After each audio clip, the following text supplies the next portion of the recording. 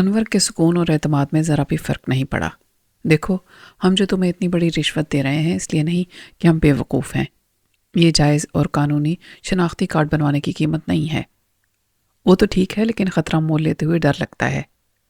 انور مسکرایا۔ میاں جی، ڈر کس کا ہے؟ پکڑے جانے کا، وہ عیاری سے بولا۔ انور نے کہا، دنیا میں یا آخرت میں؟ یہاں ہر غیر قانونی کام ہر آدمی اپنے فائدے کے لیے کرتا ہے۔ رشوت لینے والا اور دینے والا دونوں جہنمی ہیں۔ یہ ڈر ہوتا تو یہ کام تم کرتے ہی نہیں۔ اور آج تم یہ کام پہلی بار کر رہے ہو کیا؟ اس طرح تم اپنا ریٹ نہیں بڑھا سکتے۔ ایسے کام کرنے والے بہت ہیں، ہم کہیں اور چلے جاتے ہیں۔ اس نے مجھے اٹھنے کا اشارہ کیا۔ وہ جلدی سے بولا، میرا ہرگز یہ مطلب نہیں تھا، کام ہو جائے گا۔ آپ کرتے کیا ہو؟ انور نے کہا، میں غیر قانونی طور پر لوگوں کو باہر بھجواتا ہوں۔ شناختی کارڈ اور پاسپورٹ دونوں کسی اور کے نام پر ہوتے ہیں۔ شہباز خان نے سر ہلایا جیسے سب سمجھ گیا ہو۔ مسئلہ یہ ہے کہ اس کا شناختی کارڈ پہلے جاری ہوا تھا فرید الدین ولد چودھری رشید دین۔ یہی نام تھا نا؟ تم خود دیکھ لو، اس کی تصویر بھی ہے۔ میں نے کہا، اب مجھے دوسرے نام سے چاہیے۔ تم کام کر سکتے ہو تو بتاؤ، ورنہ چھوڑو۔ کارڈ بن جائے گا، لیکن تمہیں انگوٹھے کا نشان کسی دوسرے ہاتھ کا لگانا پڑے گا۔ مجھے اس میں کوئی تکلیف نہیں ہوگی۔ بات تکلیف کی نہیں، تمہیں آئندہ یہ یاد رکھنا ہوگا کہ تمہارے انگوٹھے کا نشان کس ہاتھ کا ہے، ورنہ صحیح فنگر پرنٹ تمہارا پچھلا پورا ریکارڈ سامنے لے آئے گا کہ پہلے تم ملک سلیم اختر نہیں تھے۔ پہلے تم پکڑے جاؤ گے، میری باری بعد میں آئے گی، جب دوسرے کارڈ کے اجراء کے معاملے کی تفتیش ہوگی اور تاریخ اجراء پر دیکھا جائے گا کہ ذمہ دار کون لوگ تھے۔ میں خیال رکھوں گا، میں نے کہا۔ برا نہ مانو تو ایک مشورہ دوں، جو تمہارے مفاد میں بھی ہے اور میرے میں بھی۔ بولو، انور نے بڑی فراخ دلی سے کہا۔ جس انگوٹھے کا نشان ریکارڈ پر ہے وہ کٹوا دو، شناختی علامت بھی یہی لکھ دو۔ میں چونک پڑا۔ کٹوا دوں؟ ہاں، کیا حرج ہے؟ آگے کا تھوڑا سا حصہ نہ ہو تو کیا فرق پڑتا ہے، کہاں کام آتا ہے۔ میں نے انور کی طرف دیکھا۔ ہم سوچیں گے اس بارے میں، تم اپنا کام کرو۔ اس نے لالچی پر امید نظروں سے انور کی طرف دیکھا۔ یہ کام سمجھو ہو گیا تمہارا، لگاؤ یہاں انگوٹھا۔ یہ نہیں یار، یہ والا۔ اس نے میرا ہاتھ پکڑ کے انگوٹھا سٹیمپ پیڈ پر دبایا اور سکینر پر رکھ دیا۔ انور نے چیک نکالا۔ پھر کب آئیں؟ تم ملو گے نا؟ وہ بے شرمی سے ہنسنے لگا۔ یار، ہم اپنی دکان چھوڑ کے کدھر جائے گا؟ یہ دکان نہیں، سونے کی کان ہے۔ انور نے چیک اسے دے دیا۔ اس نے چیک کو غور سے دیکھا۔ یہ بینک تو لاہور میں ہی ہے، تم کیش کرا کے لا دو تو اچھا ہے۔ انور نے چیک واپس لے لیا۔ اوکے، پھر ہم شام کے وقت آئیں گے۔ نہیں، تم کیش لے لو مجھ سے ابھی، میں نے کہا، اور گن کر اسے 25,000 روپے دے دیے۔ اس نے کہا، ہم کل شام تک کارڈ لے جائیں گے۔ ہم باہر آئے اور ایک بار پھر ٹیکسی میں نیلا گنبد پہنچے، جہاں انور کا ڈرائیور گاڑی میں سو رہا تھا۔ انور نے اسے سونے دیا اور اگلے 2 گھنٹے ہم نے انارکلی میں شاپنگ کرتے گزاری۔ انور نے اپنے لیے کچھ کپڑے بنوائے اور اس کے اصرار پر میں نے بھی بنوائے۔ تاہم میرا ذہن شناختی کارڈ آفس کے معاملے میں الجھا ہوا تھا۔ میرے ذہن میں شکوک اور اندیشے سر اٹھاتے جا رہے تھے۔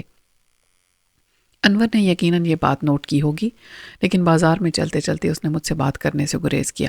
ہم واپس آئے تو ڈرائیور جاگ رہا تھا۔ ایک بار پھر ہم میونسپل ایکوپمنٹ سپلائی کمپنی میں گئے۔ انہوں نے ہمیں شام تک قطعی جواب دینے کا وعدہ کیا تھا۔ گاڑی کچھ دیر کے لیے رکی تو میں نے دوبارہ اندر جانے کا رسک نہ لینے کا فیصلہ کیا۔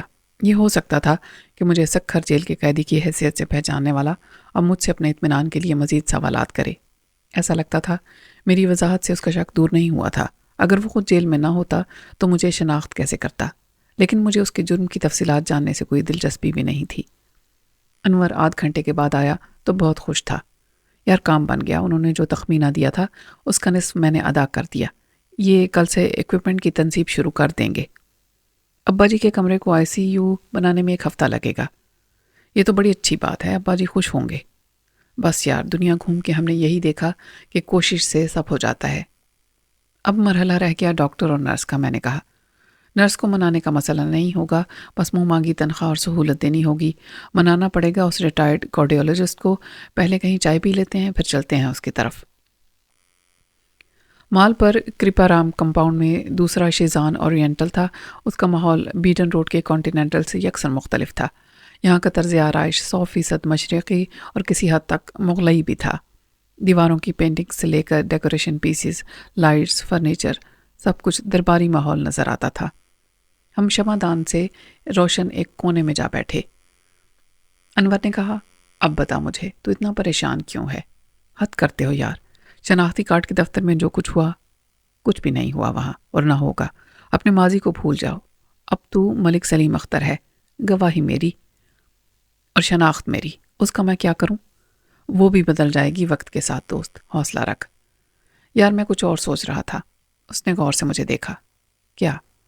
जो उस एजेंट ने कहा था वो काबिल अमल है, मुझे अंगूठा कटवा देना चाहिए। ओह माय गॉड, इतना मायूस होने की क्या ज़रूरत है? हुलिया बदलने के लिए आसान और बेहतर तरीके भी मौजूद हैं। तू दाढ़ी बढ़ा सकता है, मूंछें पाल सकता है। मैंने नफ़ी में सर हिलाया। My dear Anwar, I am sorry, मगर तुम मेरी तरह वो शख्स नहीं हो जो ज़िंदगी के लिए भाग रहा हो। उम्मीद और नाउम्मीदी के दरमियान सिर्फ एक नज़र न आने वाला लम्हा हायल है। मैं उससे सोते जागते ख़ाइफ रहता हूँ। मालूम नहीं क्यों खुदा ने मेरे जैसे गुनाहगार को ये एक ज़िंदगी गुजारने की मोहलत फिर अता कर दी। ऐसा दूसरी बार नहीं होगा। उसने मेरे हाथ पर थपकी दी। ये गुज़िश्ता 2-3 दिन के इत्तेफाक़ात से पैदा होने वाला डिप्रेशन है। मैं ज़रा प्रैक्टिकल आदमी हूँ। सर दर्द के लिए फिरने की बजाय एक गोली से उसका इलाज कर लेता हूँ। क्या हर्ज है अगर तू भी कोई एंटी डिप्रेशन मेडिसिन इस्तेमाल कर ले, क्योंकि डिप्रेशन के असबाब तो रहेंगे। फिर मैं दवा की बेसाखी का मोहताज हो जाऊंगा। नो सर, मैं असबाब को ख़त्म करने की कोशिश करूंगा। मेरा ख्याल है कि एक नई और मुख्तलिफ शनाख्त के साथ नई और मुख्तलिफ ज़िंदगी अपनाने के लिए शॉर्टकट कोई नहीं होता। इसमें कुछ वक्त लगेगा। ओके, जैसे तेरी मर्ज़ी भाई। अभी तो उठ, एक आखिरी काम है, वो भी निपटा लें। हम रेस्टोरेंट से निकले तो रात अपना दामन फैला चुकी थी। माल पर रोशनियां जाग उठी थीं। सड़क पर एक कतार में नजर आने वाली स्ट्रीट लाइट्स एक सैलाब की तरह बहती हुई सूरत में कारों की हेडलाइट्स, बड़ी बड़ी फैशन शॉप्स के साइन बोर्ड्स और शोकेसों की आराइशी लाइट्स और तारीक उफ़ुक़ के पस मंज़र में रंगीन रोशनी के हरूफ वाली इश्तिहारी न्यून लाइट्स। कारोबारी मसरूफियात वाला एक दिन गुजरते ही लाहौर के माल पर हुस्न और नूर की जलवों से सजी रात जवान हो जाती है। हम भी उस मुतहर्रिक हजूम में शामिल हो गए थे। बड़े चौधरी साहब के पुराने पसंदीदा और ख़ानदानी डॉक्टर का क्लिनिक लक्ष्मी चौक से आगे बसंत रोड पर था। क्लिनिक के वेटिंग रूम में उस वक्त भी मरीज़ अपनी बारी के इंतज़ार में बैठे थे। अनवर ने दरवाजे से अंदर झांका। डॉक्टर किसी खातून मरीज़ का नुस्खा लिख के फारिग हुआ ही था। चौधरी अनवर आइए। वो कुछ हैरान हुआ। हम आपका वक्त ज़ाया नहीं करेंगे, हमें उस कार्डियोलॉजिस्ट का पता चाहिए, अनवर ने कहा। फिर हम चलते हैं। उसने एक कागज़ पर पता लिखा। दिन में आते तो मैं आपके साथ चलता, चाहे तो पी लें। तकल्लुफ़ की कोई बात नहीं, ये वक्त मरीज़ों का है। खुदा हाफिज़। अनवर ने कागज़ का पुर्जा ले लिया और बाहर आकर ड्राइवर को दे दिया। इस पते पर जाना है, चलो। ड्राइवर पुराना और लाहौर की सड़कों से ही नहीं गलियों के जोग्राफिया से भी वाकिफ़ था। उसने तकरीबन पौन घंटे के बाद हमें जेल रोड की एक कोठी के सामने उतार दिया। उसकी गेट लाइट्स बुझी हुई थीं। स्ट्रीट लाइट्स की रोशनी में बाहर 2 नेम प्लेट्स पढ़ी जा सकती थीं, एक डॉक्टर महमूद जलाली की और दूसरे कर्नल आमिर महमूद की। रोशनी सिर्फ ऊपर वाली मंजिल के एक हिस्से में नजर आती थी। कॉल बेल भी सिर्फ एक थी। घंटी न जाने कहाँ बजी। अनवर दोबारा बटन दबाने ही वाला था कि एक खिड़की रोशन हुई। शीशे के पट खोल के किसी ने झांका और पूछा, कौन है? अनवर ने कहा, जी मुझे डॉक्टर जलाली से मिलना है, मैं चौधरी अनवर अली हूँ। इसके लिए तुम्हें ऊपर आना पड़ेगा या मुझे नीचे? वरना बोलो क्या काम है मुझसे। बूढ़े डॉक्टर जलाली की आवाज़ में भी जलाल था। अनवर ने कहा, बात ऐसी है कि हमें ऊपर आना पड़ेगा। अच्छा, 1 मिनट ठहरो। उसका चेहरा खिड़की से गायब हुआ और फिर 2 मिनट के बाद नमूदार हुआ। उसने एक चाबी ऊपर से फेंकी। ये लो, गेट का ताला खोल के अंदर आ जाओ, फिर गेट को लॉक कर दो। बाएं जानिब पोर्च के बाद गैलरी है, उसके आखिर में जीना है। दूसरी चाबी उसके गेट की है, अंदर आने के बाद उसे भी लॉक कर देना। चौधरी अनवर ने चाबी कैच कर ली। उसने गेट में नस्ब ताले को खोला। इससे निमटना आसान नहीं होगा दोस्त, मैंने कहा। बहुत कड़क चीज़ है, मुश्किल है कि माने। मेरे पास है ऐसे बूढ़ों से निमटने का एक नुस्खा। अनवर ने गेट को अंदर से लॉक किया। सादतमंद थी। इनको बोलने दो, अपनी बिल्कुल ना कहो। हर बात से इत्तेफाक करो, फिर अपनी मनवा लो। देखते हैं आज ये नुस्खा कितना कारगर साबित होता है। शर्त लगा लो, मैं जीत जाऊंगा। यूरोप में ऐसे तनहा बूढ़ों को एक्सप्लॉइट करके बहुत फ़ायदा उठाया था मैंने, जिनका आगे पीछे कोई नहीं होता। बीवी बच्चे सब छोड़ जाते हैं तो वो बात करने को तरसते हैं। अनवर ने ऊपर जाने का रास्ता खोला और फिर बंद कर दिया। जीने के आखिर में सबसे ऊपर फिर एक दरवाज़ा था। हमारे आखिरी जीने पर कदम रखते ही सबसे ऊपर वाला दरवाज़ा जैसे खुद ब खुद खुल गया। रोशनी के फ्रेम में हमें दराज कद और दरमियाने जिस्म वाला डॉक्टर जलाली नजर आया, जो अपने घने बर्फ जैसे सफ़ेद बालों के साथ बेहद ग्रेसफुल लगता था। उसने बारी बारी हमसे पुरजोश मजबूत हाथों की गिरफ्त के साथ मुसाफहा किया। ایک واجبی انداز میں آراستہ ڈرائنگ روم اور پھر لاؤنج یا کھانے کے کمرے سے گزر گئے اور اس کے بعد ہم بیڈ روم میں پہنچے۔ وہ خاصا کشادہ اور روشن تھا۔ ہمارے سامنے بیٹھ کے اس نے پوچھا، یس اب بتاؤ، دل کے روگ کا مسئلہ کس کا ہے؟ ایک جوانی میں بھی لگ جاتا ہے، یوں ہی راہ چلتے اٹھتے بیٹھتے۔ اس کا شافی علاج تو کوئی نہیں۔ ایک عشق کے روگ سے نجات تبھی ملتی ہے جب اس سے زیادہ سنگین عشق کا روگ لاحق ہو۔ ہم اس کا علاج نہیں کرتے، اور ہم اس عمر سے بھی گزر آئے ہیں جس سے تم گزر رہے ہو۔ انور نے مسکرا کے کہا، کیا آپ کو کبھی ایسا کوئی تجربہ ہوا؟ وہ ہوا، ایسا ہی تھا۔ صدمے اٹھا اٹھا کے دل کی قوت مدافعت اتنی کمزور ہو گئی تھی کہ خودکشی کرنا پڑی۔ خودکشی کیسے کی تھی آپ نے سر؟ یار ایک مولوی کے سامنے دو بول بول کر کہ قبول ہے، ہم ہوئے کہ تم ہوئے کہ میر ہوئے، انجام سب کا ایک ہی ہوتا ہے، تم بھی یہی کرو گے بالآخر، پھر ایک دن اچانک تنہا رہ جاؤ گے میری طرح۔ ایک پہیے والی گاڑی۔ اس نے دیوار پر لگی ہوئی ایک تصویر کو دیکھا۔ خیر تم اپنی آمد کا مقصد بتاؤ۔ انور کا اندازہ بالکل ٹھیک تھا۔ دیوار پر جس خوبصورت عورت کی تصویر تھی وہ یقیناً اس کی مرحومہ بیوی تھی۔ 6 فریم اس کے بچوں کی تصویروں کے تھے جو خود اپنے بچوں کے ساتھ کھڑے تھے لیکن صرف تصویر کی صورت میں یا عکس رہ گئے تھے۔ وہ اس گھر میں تنہا تھا۔ ہم اسے کافی بناتا دیکھتے رہے اور اس کی داستان کو صبر سے سنتے رہے۔ جب اس کے سینے میں بھرا ہوا غبار نکل گیا تو اس نے خود ہی پوچھا، یار ایک ہفتی بوڑھے کو معاف کر دینا، اپنی باتوں میں بھول گیا کہ تم یہاں پہلی بار آئے ہو اور کس کام سے آئے ہو۔ کچھ پرانے مریض کبھی آتے ہیں تو مفت مشورے کے لیے، بے غرض ملنے والا اب کوئی نہیں رہا۔ انور نے کہا کہ ہم آپ کی شہرت کا سن کے آئے تھے۔ کون ہو تم؟ اس نے پوچھا۔ مجھے تو سب ناکارہ اور آؤٹ آف ڈیٹ سمجھتے ہیں، لیکن ایسا ہے نہیں، میں سب دیکھتا رہتا ہوں، میڈیکل سائنس میں کیا پیش رفت ہو رہی ہے۔ میں سرجن تھا، سینکڑوں کامیاب آپریشن کیے میں نے، اور میرے ہاتھوں کے اعجاز مسیحائی نے انہیں حیات نو دی جو ہر طرف سے مایوس لوٹ آئے تھے۔ اب میرے ہاتھ کانپتے ہیں، نہ میری بصارت میں فرق آیا ہے لیکن دنیا بدل گئی ہے۔ خیر میں پھر اپنی کہنے لگا، تم اپنا مسئلہ بتاؤ۔ اور پھر جب انور نے اپنی بات شروع کی تو حیرت انگیز طور پر اس نے پوری بات توجہ سے سنی اور کوئی دخل اندازی نہیں کی۔ انور نے بھی گھما پھرا کے بات نہیں کی، بڑے چودھری صاحب کا مسئلہ اور مرض کی پوری تفصیل ڈاکٹر کے سامنے رکھ دی۔ آخر میں اس نے یہ بتایا کہ اب ان کے علاج کی ضد ہے کہ معالجے کی تمام سہولیات گھر میں فراہم کی جائیں۔ کمی ہے تو صرف ایک اچھے معالج کی جو ان کی دیکھ بھال کر سکے۔ مسئلہ نہ معاوضے کا ہوگا اور نہ سہولت کا۔ اگر وہ ساتھ رہیں تو ان کی ہر شرط اور ہر مطالبہ پورا کرنے کی مکمل ضمانت دی جائے گی۔ جب انور خاموش ہوا تو ڈاکٹر جلالی کچھ دیر سوچتا رہا، پھر اس نے اپنا مختصر فیصلہ سنا دیا، میں چلوں گا۔ انور کا چہرہ پرسکون ہو گیا۔ میں آپ کا شکریہ کیسے ادا کروں؟ اس کی ضرورت نہیں، یہ بتاؤ مجھے کب جانا ہوگا؟ جب آپ کہیں گے گاڑی بھیج دی جائے گی۔ اچھا یہی ہوگا کہ تمام ایکوپمنٹ آپ کی نگرانی میں لگایا جائے۔ پھر کل صبح 10 بجے میں تیار رہوں گا۔ شرط میری صرف ایک ہے۔ فرمائیے۔ انور کا جوش و خروش جیسے کچھ ٹھنڈا ہونے لگا۔ تم یہ کمرہ دیکھ رہے ہو، یہ تمہیں یوں کا یوں یہاں اپنی حویلی میں منتقل کرنا ہوگا، بالکل اسی طرح۔ ہر چیز اسی طرح جائے گی اور وہاں کسی کمرے میں اسی ترتیب کے ساتھ رکھی جائے گی۔ ایک مریض کی نگرانی اور علاج کی ذمہ داری میری ہے، لیکن اس کے بعد میری زندگی اپنی ڈگر پر واپس آئے گی۔ یہ ڈسٹرب نہیں ہونی چاہیے۔ مجھے کیا فرق پڑتا ہے کہ میں لاہور میں رہوں یا کسی اور جگہ؟ مجھے بالکل منظور ہے۔ آپ کو کسی فرق یا کمی کا احساس ہوا تو ذمہ دار میں۔ انور اٹھ کھڑا ہوا۔ اب اجازت دیں، گاڑی صبح ٹھیک 10 بجے آپ کے دروازے پر ہوگی۔ یہ انتہائی غیر متوقع کامیابی تھی۔ اس میں ہمارا وقت تو صرف ہوا لیکن محنت نہیں۔ جو وقت لگا وہ بھی ڈاکٹر جلالی کی باتیں سننے میں لگا۔ انور کا صبر اور حوصلہ کام آیا۔ سعادت مندی کی جس حکمت عملی سے اس نے اپنے باپ کی موافقت حاصل کر لی تھی، اسی سے وہ ڈاکٹر کا دل جیتنے میں بھی کامیاب رہا تھا۔ رات 8:30 بجے کے قریب ہم نے واپسی اختیار کی اور امید تھی کہ 1.5 گھنٹے کے بعد حویلی میں ہوں گے۔ ہم گاؤں کی طرف جانے والی سڑک سے 20 یا 30 کلومیٹر دور تھے اور دونوں طرف خاصا گھنا جنگل تھا۔ یہاں سڑک پر روشنی ہونے کا تو سوال ہی نہیں تھا۔ رات بھی تاریک تھی۔ یہ چاند کی آخری تاریخیں تھیں جب چاند کہیں نصف شب کے بعد جھلک دکھلاتا ہے۔ مطلع شام سے ابرآلود تھا۔ ہمیں اندازہ بھی نہیں ہوا کہ بادل گہرے ہو گئے ہیں۔ سڑک گاڑی کی ہیڈ لائٹ سے روشن تھی، ورنہ اس تاریکی میں سڑک کی سیاہ چوڑائی کا اندازہ ہونا مشکل تھا، بلکہ ناممکن تھا۔ جب ہم نے مین روڈ چھوڑ کے دائیں جانب کی نسبتاً کم چوڑی سڑک پکڑی تو سناٹا مزید گہرا ہو گیا۔ اب مین روڈ پر دونوں طرف سے آنے والا ٹریفک بھی نہیں تھا۔ اچانک ہوا تیز ہو گئی اور اس کا اندازہ شیشم اور پیپل کے پتوں کا شور پڑ جانے سے ہوا۔ تاہم پجیرو ایسی طاقتور گاڑی تھی کہ دشت و صحرا اور ندی نالوں پر سے دندناتی گزر جاتی تھی۔ یہ علاقہ ہمیشہ سے ڈاکوؤں کی دست برد سے محفوظ رہا تھا۔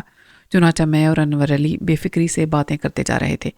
انور اپنی اس کامیابی سے خوش تھا کہ ابا جی کا علاج ان کی ضد اور منشا کے مطابق اب حویلی میں ہی ہوگا، اور یہ بات انور کے حق میں جائے گی۔ شاید اکبر نے ابا جی کی بیماری کو اتنی اہمیت کبھی نہیں دی تھی، اور اس کے لیے بھی یہ سارا انتظام ناممکن نہیں تھا، مگر وہ اتنا تردد ہی نہ کرتا۔ انور بہت پر امید تھا کہ آنے والے ہفتے میں وہ تمام معاملات خوش اسلوبی سے طے کر لے گا اور سب کی ناراضگی بھی دور کر دے گا۔ اکبر اس کے حسن انتظام سے مطمئن نہیں ہوتا تو آخری کام یہ ہو سکتا ہے کہ تمام جائیداد دونوں مساوی طور پر تقسیم کر لیں، اور پھر وہ اپنے حصے میں جو چاہے کرے۔ اچانک میرے کانوں نے ایک فائر کی آواز سنی، لیکن اس سے پہلے ڈرائیونگ سائیڈ کی کھڑکی کے شیشے پر مکڑی کا سا جالا پھیل چکا تھا۔ پھر دوسرا فائر ہوا اور گولی کہیں گاڑی کے باہر لگی۔ تیسری گولی نے انور کی طرف کی کھڑکی کے شیشے کو منتشر کر دیا۔ یہ سب 2-4 سیکنڈ کے وقفے سے ہوا۔ گاڑی نے اتنی دیر میں 150 گز کا فاصلہ بھی طے کر لیا ہوگا۔ ڈرائیور ایک دم سے چلایا، سر نیچے کر لیں جناب عالی، مگر اس کے چلانے سے پہلے ہی ایک خودکار عمل کے تحت ہم دونوں نیچے گر گئے تھے۔ ڈرائیور نے گاڑی کو سوچے سمجھے بغیر ایک طرف گھما دیا۔ گاڑی اچھلی اور دائیں بائیں ہوئی، لیکن کسی درخت سے نہیں ٹکرائی۔ ڈرائیور کی مہارت تھی کہ اس نے سپیڈ کو بھی کنٹرول کیا اور درختوں کے درمیان سے راستہ بھی نکالا۔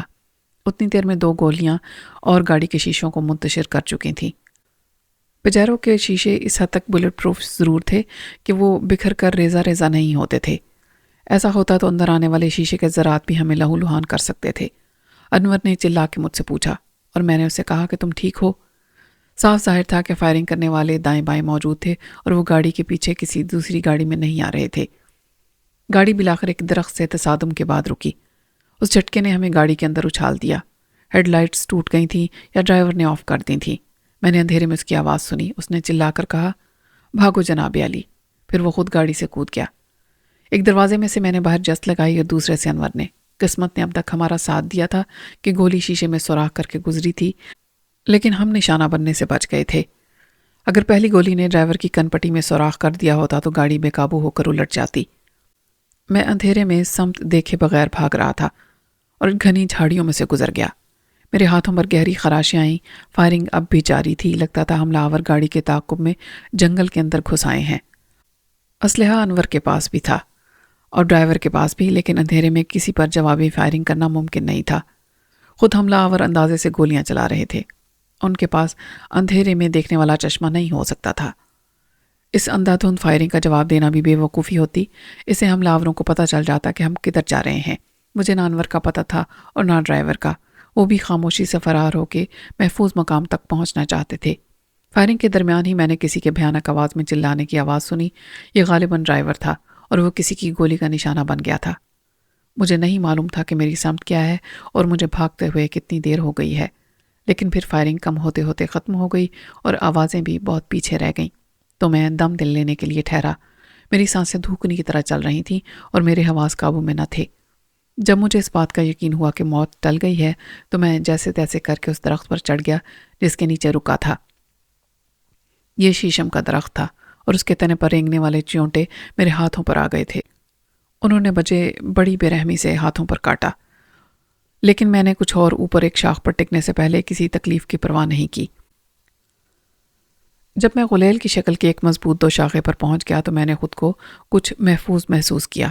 زمین سے 15 فٹ کی بلندی پر مکمل تاریکی کی پناہ میں مجھے کوئی بھی نہیں دیکھ سکتا تھا۔ ہوا اس درخت کے پتوں میں سے بھی سنسناتی گزر رہی تھی اور ہر طرف سے اٹھنے والے اس شور کی گونج ماحول کو پرخوف بنا رہی تھی۔ اب بادلوں میں بجلی بھی چمکنے لگی تھی۔ صرف لمحہ بھر کے لیے پھیلنے والی اس روشنی میں مجھے اپنے چاروں طرف جنگل کے جھومتے درختوں کے سوا کچھ نظر نہیں آتا تھا۔ حملہ آور نہ جانے کہاں گئے تھے۔ وہ ہمیں تلاش کر رہے تھے یا اپنی ناکامی سے مایوس ہو کر واپس جا چکے تھے۔ مجھے نہ انور کا پتہ تھا کہ وہ کس سمت میں فرار ہوا اور میری طرح کسی درخت میں پناہ لے چکا تھا یا ابھی تک بھاگ رہا تھا۔ یقیناً اتنی ہی تشویش اسے میری طرف سے ہوگی، لیکن ابھی سانس روک کر خاموش بیٹھے رہنے کے سوا کوئی چارہ بھی نہیں تھا۔ ڈرائیور کے بارے میں مجھے اندیشہ تھا کہ اس نے حملہ آوروں کو دیکھا تو ان کو نشانہ بنایا اور انہی کے ہاتھوں مارا گیا۔ جب تک پورا یقین نہ ہو کہ حملہ آور ناکام لوٹ گئے ہیں، میں انور کو یا انور مجھے آواز دینے کا خطرہ مول نہیں لے سکتا تھا۔ آہستہ آہستہ میری سانس قابو میں آئی۔ اور میرے اعصاب پر بھی خوف کے مفلوج کر دینے والے اثرات کم ہونے لگے۔ میں نے تاریکی میں روشن نظر آنے والی گھڑی کے ڈائل کو دیکھا تو رات کے 11 بجنے والے تھے۔ اب یہ اعصاب کی جنگ تھی۔ یہ ہو سکتا تھا کہ نامعلوم حملہ آور کہیں تاریکی میں دم سادے ہمارا کوئی سراغ ملنے کے منتظر ہوں، کسی آواز یا آہٹ پر کان لگائے کھڑے ہوں۔ آخر وہ کب تک انتظار کریں گے؟ خون ریزی کا یہ کھیل صرف تاریکی میں جاری رہ سکتا تھا، اجالے میں یہ ممکن نہیں تھا۔ لیکن رات بہت باقی تھی، کم سے کم 8-10 گھنٹے اس درخت پر ٹنگے رہنا مشکل اور صبر آزما کام تھا۔ بھوک پیاس کوئی آزمائش نہیں تھی، نیند کے آنے کا سوال ہی نہیں تھا، لیکن مجھے اندازہ تھا کہ یہاں اس پوز میں 1 گھنٹے بعد ہی میرا سٹیمنا ختم ہو جائے گا۔ میں نے دل ہی دل میں دعا مانگی کہ اے خدا انور کو خیر و عافیت کے ساتھ اپنی پناہ میں رکھنا اور اس سے اتنی عقل دینا کہ وہ مجھے تلاش کرنے کی احمقانہ جرت نہ کرے۔ اسے بھی صبح کا اجالا پھیلنے تک جنگل میں گم رہنا چاہیے۔ شواہد یہ کہتے تھے کہ قاتل مسلح ضرور تھے، مگر ان کے پاس ٹارچ جیسی کوئی چیز نہیں تھی، ورنہ وہ روشنی ڈال کے جنگل میں دور دور تک ہمارا سایہ تلاش کرتے اور درختوں کو بھی دور سے کھنگالتے۔ زیادہ امکان یہ تھا کہ وہ لوٹ گئے یا فرار ہو گئے۔ تمام خدشات، امکانات اور سوالات کے پس منظر میں ایک سوال پوری شدت سے نمایاں تھا کہ آخر یہ قاتلانہ حملہ کس کے ایما پر ہوا اور کس نے کیا؟ اس کا جواب تو آنے والا وقت ہی دے سکتا تھا۔ خدا کا شکر گزار میں اس بات پر تھا کہ اس نے ہمیں نادیدہ دشمن کے ناپاک عزائم سے محفوظ رکھا۔ جسم پر چڑھنے والے کیڑے مکوڑوں کو چھٹکنے کے لیے مجھے بار بار ایک ہاتھ کو استعمال کرنا پڑ رہا تھا، دوسری ہاتھ سے میں ہوا سے ہلتی شاخ کو تھامنے پر مجبور تھا، ورنہ توازن بگڑتا تو میں 15 فٹ نیچے گرتا۔ اور پھر اچانک موسلا دھار بارش شروع ہو گئی۔ جنگل میں ہوا کے ساتھ اس کا شور مزید بھیانک ہو گیا۔ سوائے استقامت سے اپنی جگہ بیٹھے رہنے اور صبر کرنے کے میں کیا کر سکتا تھا؟ درخت کی پناہ میں بھی بارش مجھ پر برس رہی تھی۔ ذرا سی دیر میں میرے سارے کپڑے پانی سے شرابور ہو گئے۔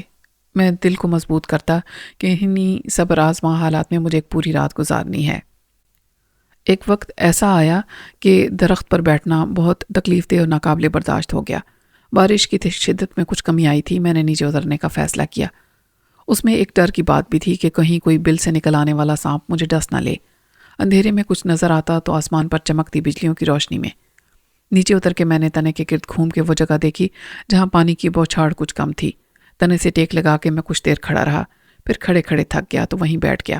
بارش رفتہ رفتہ ختم ہو گئی اور بجلیوں کے جلوے بھی کم ہو گئے۔ میں نے اندازے سے کسی سمت کا تعین کرنے کی کوشش کی اور ناکام رہا۔ معلوم نہیں میں کدھر سے آیا تھا اور انور کس طرف بھاگا تھا، سڑک کہاں تھی اور گاڑی کا خستہ اور شکستہ ڈھانچہ کہاں کھڑا تھا۔ دور کہیں گیدڑ چلا رہے تھے۔ کئی بار مجھے سرسراہٹ سے ایسا لگا جیسے کوئی جانور جھاڑیوں میں سے نکلا ہو۔ ایک بار مجھے اس کا متحرک سایہ بھی محسوس ہوا تھا۔ میں نے سنا تھا کہ رات کو بھیڑیے بھی نکل آتے ہیں اور وہ بھوکے ہوں تو انہیں انسان کی بو محسوس ہو جاتی ہے۔ وہ اکیلے بھی نہیں ہوتے، غول کی صورت میں پھرتے ہیں۔ احتیاط کا تقاضا تھا کہ میں واپس درخت کے 2 شاخے پر مورچہ سنبھالے رہوں۔ میں نے اوپر دیکھا تو تاریک آسمان پر کہیں کہیں ستارے روشن ہو رہے تھے۔ بادل جس تیزی سے محیط ہوئے تھے اب اسی تیزی سے منتشر ہو رہے تھے۔ آسمان کچھ دیر میں بالکل صاف ہو گیا اور میں نے برسوں بعد قطبی تارے کو بھی تلاش کر لیا۔ اب سڑک کی سمت معلوم کرنا میرے لیے ناممکن نہیں رہا تھا۔ اس بات کا امکان ختم ہو گیا تھا کہ میں مخالف سمت میں چلا جاؤں گا۔ ہمت کر کے میں نے اندھیرے میں قدم آگے بڑھائے۔ میں نے آنکھیں بند کر کے سوچا کہ لاہور سے روانگی کے بعد ملتان کی طرف آتے ہوئے ہم نے کون سی سمت میں سفر کیا تھا۔ اب میں اسی اندازے کی بنیاد پر چل رہا تھا۔ صرف 2 گھنٹے میں میری آنکھوں نے الو کی طرح اندھیرے میں دیکھنا سیکھ لیا تھا اور تاروں کی برائے نام روشنی بھی مجھے کافی محسوس ہونے لگی تھی۔ اس کے باوجود میں رک رک کر قدم بڑھا رہا تھا۔ ایسی احتیاط نے شاید میری جان بھی بچا لی۔ میں نے چند فٹ فاصلے پر حرکت دیکھی اور ایک نظر میں اسے گلہری یا گرگٹ یا کوئی جانور سمجھا، مگر حرکت آہستہ اور مسلسل تھی۔ میں رک گیا۔ سب سانپ زہریلے نہیں ہوتے، لیکن کچھ اتنے زہریلے ہوتے ہیں کہ ان کا کاٹا پانی بھی نہ مانگے۔ لیکن سانپ کی دہشت اپنی جگہ ہے۔ ایک لمحے کے لیے میرے جسم میں سنسنی دوڑ گئی۔ وہ یقیناً خاصا موٹا اور لمبا سانپ تھا جس نے میرے راستے کو کاٹا۔ اسے گزرنے میں 10 سیکنڈ تو ضرور لگے ہوں گے۔ حرکت اور رفتار سے میں نے اندازہ لگایا کہ وہ کم از کم 6 سے 8 فٹ لمبا ہوگا۔ میں اس کی گزرگاہ سے 2 قدم کی مسافت پر تھا۔ اگر وہ کچھ سیکنڈ کے بعد گزرتا تو ایک ہی وقت میں ہمارا ٹکراؤ ہوتا۔ جب مجھے پورا یقین ہو گیا کہ سانپ گزر کے دوسری طرف کافی دور جا چکا ہے تو میں نے آگے قدم بڑھائے۔ اس جگہ راستہ یوں بند ہوا کہ چاروں طرف جھاڑیاں تھیں اور مجھے ان کے درمیان سے گزرنا تھا۔ میں بیچ سے نکلا تو ایک دم میرے اعصاب پر بجلی سی گری۔ میں صدمے سے اپنی جگہ ساکت ہو گیا۔ میرے سامنے چند فٹ کی جگہ ہموار تھی، تقریباً ایک والی بال کے گراؤنڈ جتنی، اور اس کے وسط میں کوئی انسان لیٹا ہوا تھا۔ وہ الٹا لیٹا ہوا تھا اور اس کے ہاتھ دونوں طرف پھیلے ہوئے تھے۔ اس کی شناخت کے لیے ضروری تھا کہ میں اس کا چہرہ دیکھتا، ورنہ یہ سمجھتا کہ وہ ایک محض لاش ہے۔ یہ انور علی کا ڈرائیور تھا، جس کی گولی کا نشانہ بننے کی پردرد آواز میرے کانوں نے بھی سنی تھی۔ اس جان نثار نے ہمیں قاتلوں کی یلغار سے حفاظت کے ساتھ نکال لیا تھا۔ انہیں ہم سے دور رکھنے کے لیے اس نے حملہ آوروں کو نشانہ بنایا تھا، مگر وہ اکیلا تھا اور ان کے فائر سے خود مارا گیا تھا۔ آہستہ آہستہ اس کے قریب پہنچ کر میں گھٹنوں کے بل بیٹھ گیا۔ اندھیرے میں نہ زخم کا پتہ چلتا تھا اور نہ زخم سے بہنے والے لہو کا۔ اس کا جسم بھی بارش میں سرد پڑ کے اکڑ چکا تھا۔ اسے پلٹ کر سیدھا کرنا اور اس کی صورت دیکھنا ایک بے مقصد حرکت ہوتی۔ کچھ دیر یوں ہی سر نگوں بیٹھنے کے بعد میں اٹھ کھڑا ہوا۔ میں یقین سے کہہ سکتا تھا کہ میں اس جگہ سے دور نہیں جہاں گاڑی درخت سے ٹکرا کے رکی تھی۔ میں نے دائیں بائیں دیکھا اور پھر ایک طرف قدم بڑھائے، رک کے واپس آیا اور ڈرائیور کی جیب میں دیکھا۔ کسی جیب میں ریوالور نہیں تھا۔ ریوالور اس کے ہاتھ میں یا اس کے ہاتھ کے نزدیک بھی نہیں تھا۔ جھک کر اور آنکھیں پھاڑ پھاڑ کے ہر طرف دیکھنے پر مجھے کہیں ریوالور قریب بھی نظر نہیں آیا، تو میں نے بڑے تذبذب کے ساتھ اس لاش کو تھوڑا سا ہلا کے ایک ہاتھ نیچے ڈالا۔ ریوالور اس کے نیچے دبا ہوا تھا، جو ایک دم سے میرے ہاتھ میں آ گیا۔ اس کے بے جان بدن نے ریوالور کو بارش میں بھیگنے سے بچا لیا تھا اور یہ استعمال کے قابل تھا۔ تھینک یو فرینڈ، میں نے دل ہی دل میں کہا اور اب زیادہ اعتماد کے ساتھ آگے بڑھا۔ سراغ کوئی نہیں تھا، بس میں اندازے سے چلتا گیا، تھوڑا سا دائیں طرف، پھر تھوڑا سا مخالف سمت میں۔ جہاں بھی مجھے راستہ کچھ صاف ملا، پجیرو بھی اچانک اسی طرح میرے سامنے آ گئی جیسے ڈرائیور کی لاش آئی تھی۔ وہ ایک درخت میں گھسی ہوئی تھی۔ میں کچھ دیر دم سادے کھڑا رہا، پھر میں نے نیچے سے ایک خاصا بڑا پتھر اٹھایا اور دوسرے درخت کی اوٹ سے گاڑی پر اچھال دیا۔ پتھر نے گاڑی کی فولادی چھت پر ایک دھماکہ کیا۔ یہ آواز گرد و پیش میں 100 گز دور دشمن کو بھی متوجہ کر سکتی تھی۔ جب 10 منٹ تک جنگل کا سکوت برقرار رہا تو میں نے اللہ کا نام لے کر گاڑی کی طرف قدم بڑھائے۔ اس کا سامنے کا حصہ تصادم کے باعث تباہ ہو گیا تھا۔ ونڈ سکرین نکل گئی تھی، گرل ٹوٹ گئی تھی، لیکن درمیان سے ٹکر کی وجہ سے ایک طرف کی ہیڈ لائٹس سلامت تھیں۔ میں نے ڈرائیور کی سائڈ سے ایک کھڑکی میں جھانکا اور اندر ہاتھ ڈال کر ہیڈ لائٹ کا سوئچ آن کر دیا۔ تاریک جنگل میں ایک دم روشنی بکھر گئی۔ 10-15 گز تک درختوں میں جہاں جہاں روشنی گئی تھی وہاں رینگنے والے مخلوق اور اڑنے والے کیڑے اور ان کی حرکت واضح دکھائی دینے لگی۔ منعکس ہونے والی روشنی نے بھی دائیں بائیں اور اوپر تک جنگل کا پورا منظر نمایاں کر دیا۔ اوپر والے درخت کے پنچھی مضطرب ہو کے احتجاجی انداز میں بولے اور ایک دو نے فضا میں چکر بھی لگایا۔ یہ ان کی پرسکون راتوں میں الو کی مداخلت تھی۔ میں نے لائٹ کو چند سیکنڈ بعد آف کر دیا اور خود ایک درخت کی اوٹ میں روپوش ہو گیا۔ یہ ہو سکتا تھا کہ روشنی انور علی کے علاوہ میرے دشمنوں کو بھی متوجہ کر لے، جو میری طرح دم سادے بیٹھے ہوں کہ آخر کب تک میں اپنی پناہ گاہ سے نہیں نکلتا۔ پورے 10 منٹ میں نے بڑے ضبط کے ساتھ گزارے اور پھر باہر آ کر لائٹس کو دوبارہ آن کیا۔ ایسا میں نے بار بار کیا۔ لائٹ آن اور پھر آف کرنے سے تاریک جنگل کا ایک حصہ بار بار روشن ہوتا تھا۔ بہت دور سے بھی اس سگنل کو دیکھا جا سکتا تھا۔ اگر انور کی نظر ایک بار ادھر نہ اٹھی تو دوسری بار اسے افق کے بار بار روشن ہونے سے اندازہ ہو جانا چاہیے کہ یہاں ایسی روشنی صرف اس کی گاڑی پھیلا سکتی تھی۔ گاڑی کے دونوں دروازے تصادم کی قوت سے پھنس گئے تھے۔ انجن کے بعد ان کی ڈرائیونگ کیبن کے فریم کو بھی نقصان پہنچا تھا اور گاڑی تقریباً تباہ ہو گئی تھی۔ ایک کھڑکی کا شیشہ غائب تھا، وہ غالباً جھٹکے سے پورا ہی نکل گیا تھا۔ اس میں سے خود کو اندر پہنچا کے میں نے ڈیش بورڈ کے خانوں کی تلاشی لی۔ مجھے اس میں سے ایک ٹارچ ملی۔ دوبارہ باہر آنے سے پہلے میں نے گاڑی کا ہارن بجایا، ایک بار، دوسری بار اور دیر تک، اور تیسری بار، اور پھر میں نے مزید 10 منٹ ایک درخت کے پیچھے انتظار میں گزارے۔ میری یہ کوشش کامیاب رہی۔ تیسری بار میں درخت کے پیچھے ہی تھا کہ میں نے اندھیرے میں کوئی حرکت سی دیکھی۔ میں نے باہر نکل کے غور کیا تو وہ کوئی انسانی حوالہ تھا۔ وہ ایک جھلک دکھلا کر غائب ہو گیا تھا۔ دوسری بار وہ چند سیکنڈ کے وقفے سے دوبارہ نظر آیا۔ میرے دل کی دھڑکن تیز ہو گئی۔ یہ انور کے سوا کوئی نہیں ہو سکتا تھا۔ حملہ آور ایسی احتیاط کا مظاہرہ نہ کرتے، وہ دور سے ہی مجھے نشانہ بنانے کے لیے فائر کھول دیتے۔ وہ یقیناً فرار ہو چکے تھے اور یہ انور تھا جو میرے لائٹ سگنل یا گاڑی کا ہارن سن کر اس طرف آ رہا تھا۔ میں درختوں کی اوٹ میں آگے بڑھا۔ تقریباً 40-50 گز کے فاصلے سے میں نے انور کو پہچان لیا۔ میں احتیاط کو بالائے طاق رکھ کر دوڑا۔ انور، میں نے چلا کر کہا، اور انور نے چونک کر میری طرف دیکھا۔ ہم ایسے بغل گیر ہوئے جیسے برسوں بعد ملے ہوں۔ تو نے دیکھ لیا تھا میرا لائٹ سگنل؟ میں نے خوشی سے کہا۔ ہاں، ہارن کی آواز بھی سنی تھی۔ وہ بولا، ٹھیک ہے نا تو؟ ہاں، اور تو؟ میں نے اسے ٹٹول کر دیکھا۔ تو زخمی ہے؟ انور نے کہا۔ یہ خراشیں ہیں، خدا کا شکر ہے تجھے بھی کچھ نہیں ہوا۔ کہاں تھا تو؟ درخت پر چڑھا بیٹھا تھا، چیونٹے کاٹتے رہے ساری رات۔ پھر میں تھک کر نیچے آ گیا۔ میں ہنسا۔ یہی میرے ساتھ بھی ہوا۔ اچھا چل بتا، جانا کدھر ہے؟ تجھے اندازہ ہے نا؟ ہاں، بہت اچھی طرح۔ وہ میرا ہاتھ پکڑ کر چلنے لگا۔ ہم ٹارچ کی روشنی میں راستہ دیکھ سکتے تھے۔ یار، وہ تیرا ڈرائیور، وہ مارا گیا۔ تجھے کیسے پتا چلا؟ فائر اور اس کی چیخ کی آواز تو میں نے بھی سنی تھی۔ میں نے اس کی لاش دیکھی ہے ابھی، میں نے دکھی دل سے کہا۔ وہ رک گیا۔ اچھا، کہاں دیکھی ہے؟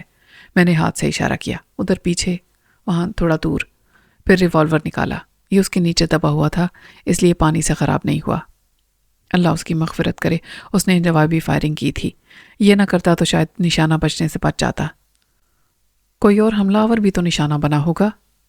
واپس آ کے دیکھیں گے، ابھی چل۔ وہ میرا ہاتھ پکڑ کے بولا۔ یار، اس جانسار ڈرائیور کی لاش کو جانور تو نقصان نہیں پہنچائیں گے۔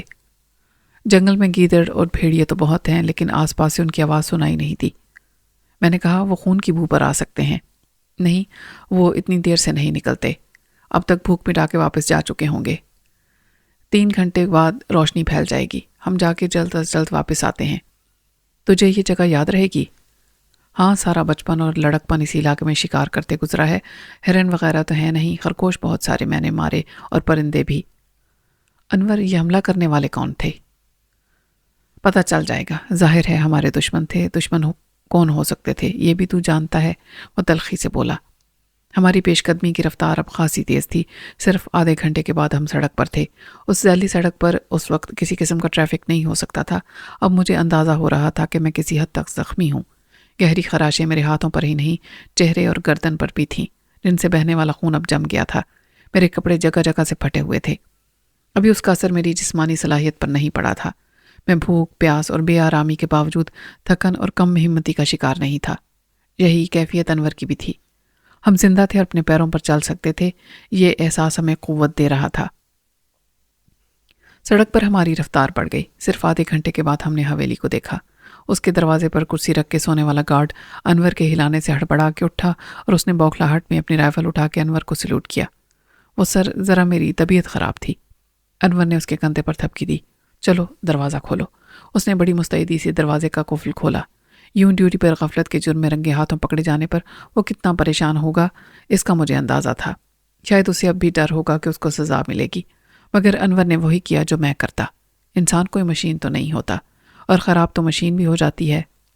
اس بار معافی مل گئی تو دوبارہ وہ ایسی غلطی کا ارتکاب نہیں کرے گا۔ میں اور انور اندر پہنچے تو سب معمول کے مطابق تھا۔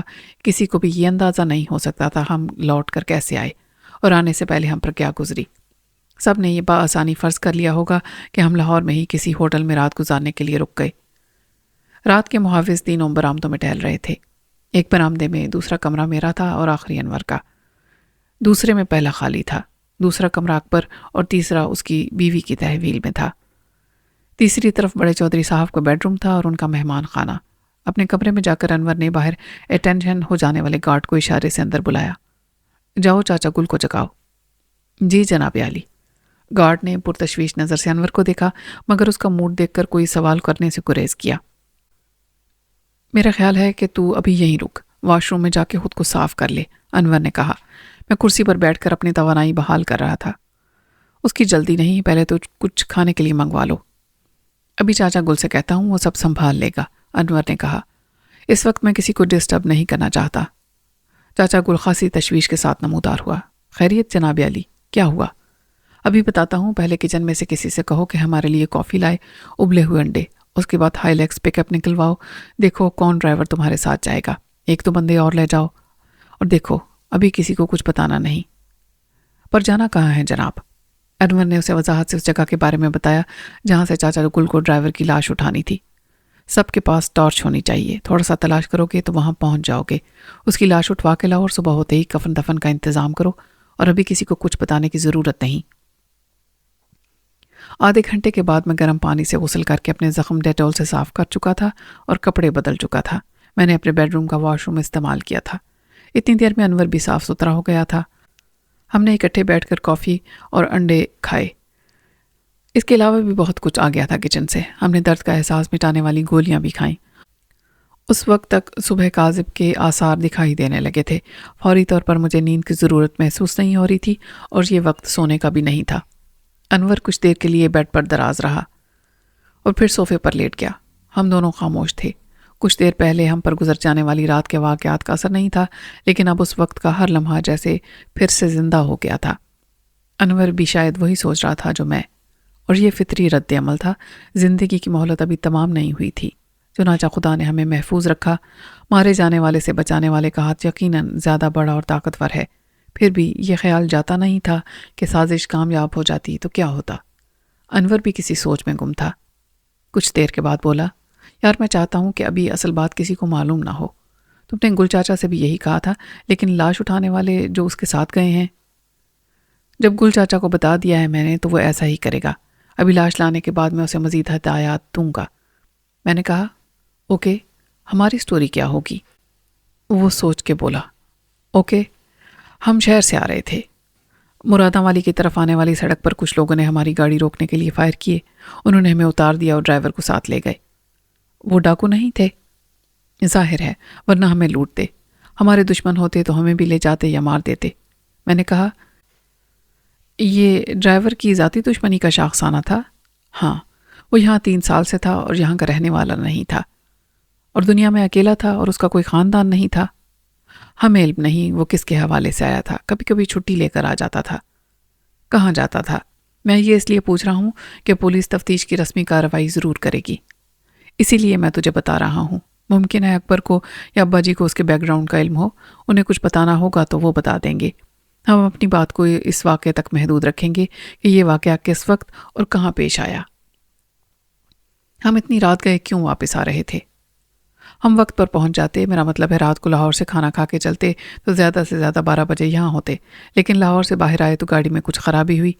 ڈرائیور نہ جانے کہاں سے میکینک کو لایا۔ دیر اسی لیے ہوئی، ڈرائیور کے وہ دشمن جانتے تھے کہ وہ واپس آئے گا تو اسی راستے سے گزرے گا۔ وہ انتظار کرتے رہے۔ اور یہ واقعہ کب پیش آیا؟ رات 2:30 بجے کے بعد۔ پھر ہم پیدل واپس آئے، اور یہ خراشیں جو ہم دونوں کو آئی ہیں۔ وہ سوچ میں پڑ گیا۔ سٹوری میں ترمیم کر لیتے ہیں۔ وہ ہمیں بھی لے گئے تھے، مگر جنگل میں ایک جگہ انہوں نے ہمیں اتار دیا۔ پھر بارش ہوئی، گاڑی کو ڈرائیور سمیت آگے کہاں لے گئے ہمیں نہیں معلوم۔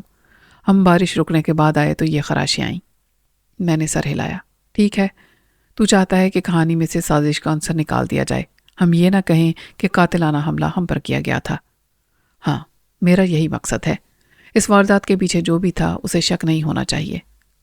شک تو ہمارے جھوٹ سے ہو جائے گا، وہ بولا۔ ہاں، لیکن وہ سمجھے گا کہ ہم ڈر گئے یا ہم اس واقعے کی تشہیر نہیں چاہتے۔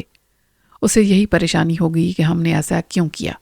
اس کا تجسس اسے مجبور کرے گا کہ جھوٹ کی وجہ جانے۔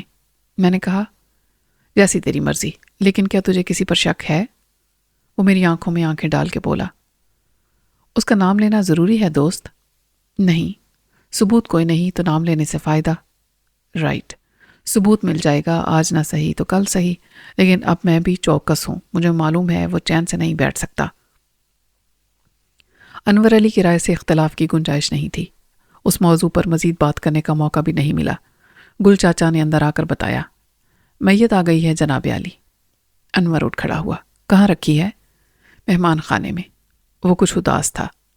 تم جانتے ہو نا ہماری گاڑیوں کی سروس اور دیکھ بھال کہاں ہوتی ہے؟ انہیں فون کر کے بتا دو کہ گاڑی کو حادثہ پیش آیا ہے اور وہ کہاں موجود ہے، اسے اٹھوا لیں۔ میں شہر جاؤں گا تو ان سے بات کر لوں گا۔ ڈرائیور کب سے تھا ہمارے پاس؟ 3 سال سے زیادہ ہو گئے جناب۔ کہاں کا رہنے والا تھا؟ کس کے حوالے سے آیا تھا؟ اس کا کوئی والی وارث ہے؟ سوات یا گلگت کا رہنے والا تھا۔ بڑے چودھری صاحب کے پاس آیا تھا، انہیں ملا تھا کہیں۔ سال میں 1 بار یا 2 بار چھٹی لے کر جاتا تھا، مگر یہ معلوم نہیں کہ کہاں۔ سنا ہے قبائلی علاقے سے بھاگا ہوا تھا، کوئی لڑکی نکال لایا تھا۔ اس کے قبیلے والے پیچھے لگے ہوئے تھے۔ کافی عرصہ دونوں چھپ کر رہے اور ادھر ادھر پھرتے رہے۔ پھر قبیلے والوں کو پتہ چل گیا۔ انہوں نے دونوں کو قتل کرنے کے لیے گھیر لیا، مگر یہ بچ کر نکلنے میں کامیاب ہو گیا تھا۔ وہ اپنی بیوی کے قاتل سے بدلہ لینے کے چکر میں تھا، اور وہ اسے مارنے کے چکر میں اس نے اپنا نام بھی بدل لیا تھا۔ تم تو سب کچھ جانتے ہو، یہ اس نے خود بتایا تھا تمہیں؟ جی جناب۔ آدمی اکیلا کیسے رہ سکتا ہے؟ کوئی تو ہونا چاہیے جس سے کبھی دل کی بات کہے۔ پہلے نہیں بتاتا تھا مگر بعد میں مجھ پر بھروسہ کرنے لگا تھا۔ اور کون لوگ تھے خاندان میں؟ سب تھے جناب عالی، باپ تھا، بھائی بہن۔ گل چاچا نے آ بھر کر کہا۔ کمائی کا کیا کرتا تھا؟ اس نے کچھ تذبذب سے کہا۔ کچھ نہیں، میرے پاس رکھواتا تھا۔ میں نے کئی بار سمجھایا کہ چلو اب بہت سوگ بنا لیا، شادی کر لو، یہاں اپنا گھر بناؤ۔ میری بات سنتا تھا، شاید مان بھی جاتا۔ گل چاچا نے آنکھوں میں آنے والے آنسوؤں کو صاف کیا۔ سب قسمت کے کھیل ہیں چاچا، اب اس کی رقم کا کیا کرو گے؟ اس نے کہا تھا اگر میرے دشمنوں نے مجھے تلاش کر لیا تو چھوڑیں گے نہیں، قبائلی 100 سال کے بعد بھی قبضہ ضرور لیتے ہیں۔ اگر ایسا ہو تو میری لاش میرے خاندان والوں تک پہنچانے کی کوشش کرنا اور یہ ساری کمائی میری ماں کو دے دینا۔ گل چاچا کی بات نے مجھے بھی اداس کر دیا۔ ایک سادہ صفا نظر آنے والوں کی زندگی بھی کیسی داستان ہو سکتی ہے، کبھی گل رنگ تو کبھی لہو رنگ۔ میں نے کہا تمہیں اس کی فیملی کا پتہ معلوم ہے؟ جی سر، اس نے خود دیا تھا۔ چاچا گل نے کہا ٹھیک ہے، پھر تم خود ہی یہ ذمہ داری پوری کرو، یہاں پولیس کی رسمی کارروائی پوری ہو جائے تو میت لے جاؤ۔ انور علی نے کہا جو کچھ تم نے ہمیں بتایا ہے پولیس کو بھی بتا دینا۔ میں نے کہا بتا دوں گا سر، اب چھپانے کا کوئی فائدہ نہیں۔ آپ نے ان لوگوں کو دیکھا تو ہوگا جو اسے قتل کرنے آئے تھے؟ انور نے اقرار میں سر ہلایا۔ اس لیے انہوں نے ہمیں اتار دیا تھا جنگل میں لے جا کر، ہم ان کے چہرے نہیں دیکھ سکے تھے۔ چاچا گل چلا گیا تو انور نے کہا ہم جو کہانی بنا رہے تھے وہ حقیقت تھی۔ چلو جھوٹ سے بچ گئے، لیکن اب مجھے افسوس ہو رہا ہے، دنیا میں کتنے دکھی دل والے اپنے زخم چھپائے پھر رہے ہیں۔ اب صبح کا اجالا بہت پھیل گیا تھا۔ معمول کے مطابق بڑے چودھری صاحب کا ناشتہ ان کے کمرے میں پہنچا دیا گیا تھا۔ ریشم دروازے میں نمودار ہوئی۔ اس کی شخصیت میں رونما ہونے والی تبدیلی نے مجھے حیران کر دیا۔ ایسا اچانک ہوا تھا یا پہلے میں نے اس پر غور نہیں کیا تھا؟ میرے سامنے جو لڑکی تھی وہ کسی طرح بھی دیہاتی نہیں تھی۔ اس کا لباس بیش قیمت ہی نہیں، جدید ترین وضع کا بھی تھا، اور یہ فیصلہ کرنا مشکل تھا کہ لباس اس پر حسین لگ رہا تھا یا لباس نے اسے حسین بنا دیا تھا۔ ریشم کا روپ بھی نکھر آیا تھا، اور محسوس نہ ہونے کے باوجود اس نے بڑے سلیقے سے ہلکا سا میک اپ بھی کر رکھا تھا۔ ہم دونوں کو دم بخود اور پلک جھپکائے بغیر اپنی طرف دیکھتا پا کر اس کا رنگ لال ہو گیا۔ وہ خوش بھی ہوئی تو یہ ایک فطری سی بات تھی، یہی وہ چاہتی ہوگی۔ اس نے کہا کیا ہو گیا تم دونوں کو؟ میں ریشم ہوں۔ میں نے نفی میں سر ہلایا۔ نہیں، ریشم کو جانتے ہیں ہم، تم اس کا رنگین ڈیلکس ایڈیشن ہو۔ یہ انقلاب کیا ہے؟ انور نے کہا۔ وہ شرما کے بولی سلونی نے سب کیا ہے۔ انور نے کہا اسے میں پرائڈ آف پرفارمنس دے سکتا ہوں۔ ریشم ہنسی۔ وہ کیا ہوتا ہے؟ اعلیٰ کارکردگی کا انعام۔ اس نے تو کمال کر دیا، انور بولا۔ میں نے کہا دوست تمہارا مطلب ہے ریشم خود کچھ نہیں تھی، اب ہیرا نظر آ رہی ہے، پہلے کوئلہ تھی کیا؟ دیکھو یہ تمہیں مجھ سے بدگمان کرنے کی کوشش کر رہا ہے۔ سونا تو سونا ہوتا ہے، زرگر اسے زیور بناتا ہے۔ ریشم کھل کھلا کر ہنسی۔ چلو اب بہت ہو گیا، تم لوگ رات کو کہیں سے پٹ کر آئے ہو، یہ کیا ہوا؟ ایک دم مجھے یاد بھی آیا کہ ڈرائیور کی میت گیسٹ ہاؤس میں رکھی ہے اور ہم کیسی باتیں کر رہے ہیں۔ شاید یہ خود غرضی اور بے حسی تھی کہ ہم ایک فرش شناس نمک خوار کی موت کو اتنا غیر سنجیدہ لے رہے تھے۔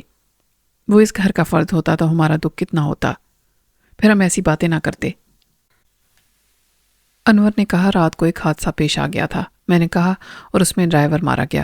ہم نے بہتر سمجھا کہ بڑے چودھری صاحب کو فوراً نہ بتائیں، وہ ناشتہ کر لیں تو بتائیں، وہ دل کے مریض ہیں۔ ریشم کا چہرہ بھی اداس ہو گیا۔ چلو پھر ناشتہ کر لیں، آج بھابھی ہمارے ساتھ ناشتہ کریں گی، وہ انتظار کر رہی ہیں۔ ان کو بھی بعد میں بتائیں گے پوری تفصیل، انور نے کہا۔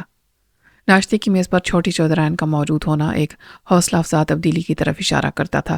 شاید اس نے یہ تسلیم کر لیا تھا کہ انور علی کا حالات پر مکمل کنٹرول ہے، اور اس کا امکان 1% بھی نہیں کہ اس کے شوہر کا دور حکومت واپس آ سکے۔ صورتحال پر غور کرنے اور اسے سمجھنے کے لیے اسے کافی وقت مل گیا تھا۔ اپنے کمرے کی تنہائی میں وہ عملاً دن رات قید تھی، اور یقیناً بہت دکھی بھی ہوگی کہ زندگی کی گاڑی جو ایسی سبک رفتاری سے جاہ و جلال اور عیش و عشرت کی راہ پر رواں دواں تھی، اچانک ایک حادثے میں الٹ گئی، اور وہ سب جسے اس نے ہمیشہ کے لیے اپنی زندگی کا حصہ اور حق تسلیم کر لیا تھا، ماضی کی ایک تکلیف دہ یاد کے سوا کچھ نہیں تھا۔ وہ ایک بچے کی ماں بھی بننے والی تھی، اور اپنی زندگی کے لیے حالات کو قابل قبول حد تک بہتر بنانے کے لیے صرف اس کا رونا دھونا کافی نہیں ہوگا۔ اس کا شوہر ایک قیدی کے سوا کچھ نہیں، وہ اپنے لیے کچھ نہیں کر سکتا تو اپنی فیملی کے لیے کیا کرے گا؟ یہ ذمہ داری پوری طرح سے اب اس پر آ گئی تھی۔ اس کے لیے حالات سے لڑنا ناممکن تھا۔ ان حالات سے سمجھوتا کر کے اور مصالحت اور مفاہمت سے کام لے کر وہ ضرور کوئی کوشش کر سکتی تھی، اپنے لیے بھی اور شوہر کے لیے بھی۔ انور نے بھابھی کو ناشتے کی میز پر دیکھ کر خوشی کا اظہار کیا اور اسے عزت بھی دی۔ مجھے بہت اچھا لگا آپ کا ساتھ ہونا۔ خواہش تو میری تھی کہ ہم سب ابا جی سمیت ایک فیملی کی طرح بیٹھتے۔ اس نے ایک ٹھنڈی سانس لی۔ اگر تم چاہو گے بھائی جی تو یہ بھی ہو جائے گا، وہ بولی، کبھی نہ کبھی۔ انور نے نفی میں سر ہلایا۔ میں صرف خواہش ہی کر سکتا ہوں، امید نہیں رکھ سکتا۔ بھابھی نے فوراً بات کا رخ پلٹ دیا۔ تمہیں اندازہ نہیں کہ ابا جی کی رائے تمہارے بارے میں بدل گئی ہے۔ اب تو بدلے گی، وقت جو بدل گیا ہے، انور نے کہا۔ وہ کہہ رہے تھے انور یہ سب کیسے کرے گا کہ میرے علاج کا انتظام یہاں ہو جائے۔ میں نے ایسا کر لیا ہے، آج آپ بھی دیکھ لیں گی، انور نے کہا، اور ابا جی کو بھی یقین آ جائے گا۔ ریشم نے کہا، آپ لوگ ناشتہ بھی کریں، صرف باتیں نہیں۔ بھابھی نے سر ہلایا۔ یہ تمہارے چہرے کو کیا ہوا ہے؟ وہ ہم جنگل میں پھنس گئے تھے کل رات۔ تم لوگ لاہور گئے تھے یا شکار کرنے؟ بھابھی بولی۔ شکار کرنے تو نہیں گئے تھے، خود شکار ہو گئے۔ ناشتہ کریں پھر بتاؤں گا، انور نے کہا۔ شاید انور کے لہجے سے بھابھی نے غلط اندازہ کیا کہ اس کی باتیں انور کو ناگوار گزری ہیں۔ وہ خاموشی سے سر جھکا کے ناشتہ کرتی رہی۔ ناشتہ ختم کرتے ہی انور کھٹ کھڑا ہوا۔ آپ ابا جی کے کمرے میں آ جائیں۔ بڑے چودھری صاحب اپنے بستر پر دراز ٹی وی پر کوئی فلم لگا کر دیکھ رہے تھے۔ مجھے اور انور کو دیکھ کر انہوں نے ٹی وی بند کر دیا۔ میں نے محسوس کیا کہ مجھے نہ بھابھی نے لفٹ کرائی ہے اور نہ چودھری صاحب نے۔ انہوں نے تو میرے سلام کا جواب تک نہیں دیا تھا۔ رات دیر سے آیا تھا تو؟ میرے سونے کے بعد؟ انہوں نے پوچھا۔ جی ابا جی، کافی دیر ہو گئی تھی۔ انور کی ماں نے کہا، یہ تیرے چہرے پر نیل اور خراشیں کیسی ہیں؟ کوئی خاص بات نہیں اماں جی، ایک اچھی خبر ہے اور ایک بری۔ چودھری صاحب نے کہا، اچھی پہلے سنا۔ کل ہم دونوں نے سارا لاہور چھان مارا اور وہ سب کر لیا جو آپ چاہتے تھے۔ آج سے علاج کی تمام سہولتیں آپ کے کمرے میں فراہم کرنے کا کام شروع ہو جائے گا۔ امید ہے اسی ہفتے میں سب کچھ لگ جائے گا، تمام مشینیں، انہیں چلانے کے لیے جنریٹر، ضروری دوائیں، سب آ جائے گا۔ چودھری کے چہرے پر کچھ خوشی کے آثار نمودار ہوئے۔ اچھا، میں تو سمجھ رہا تھا کہ مشکل ہوگا۔ کوشش سے مشکل آسان ہو جاتی ہے ابا جی۔ ایک ڈاکٹر سے بھی بات کر لی ہے، وہ یہیں رہے گا۔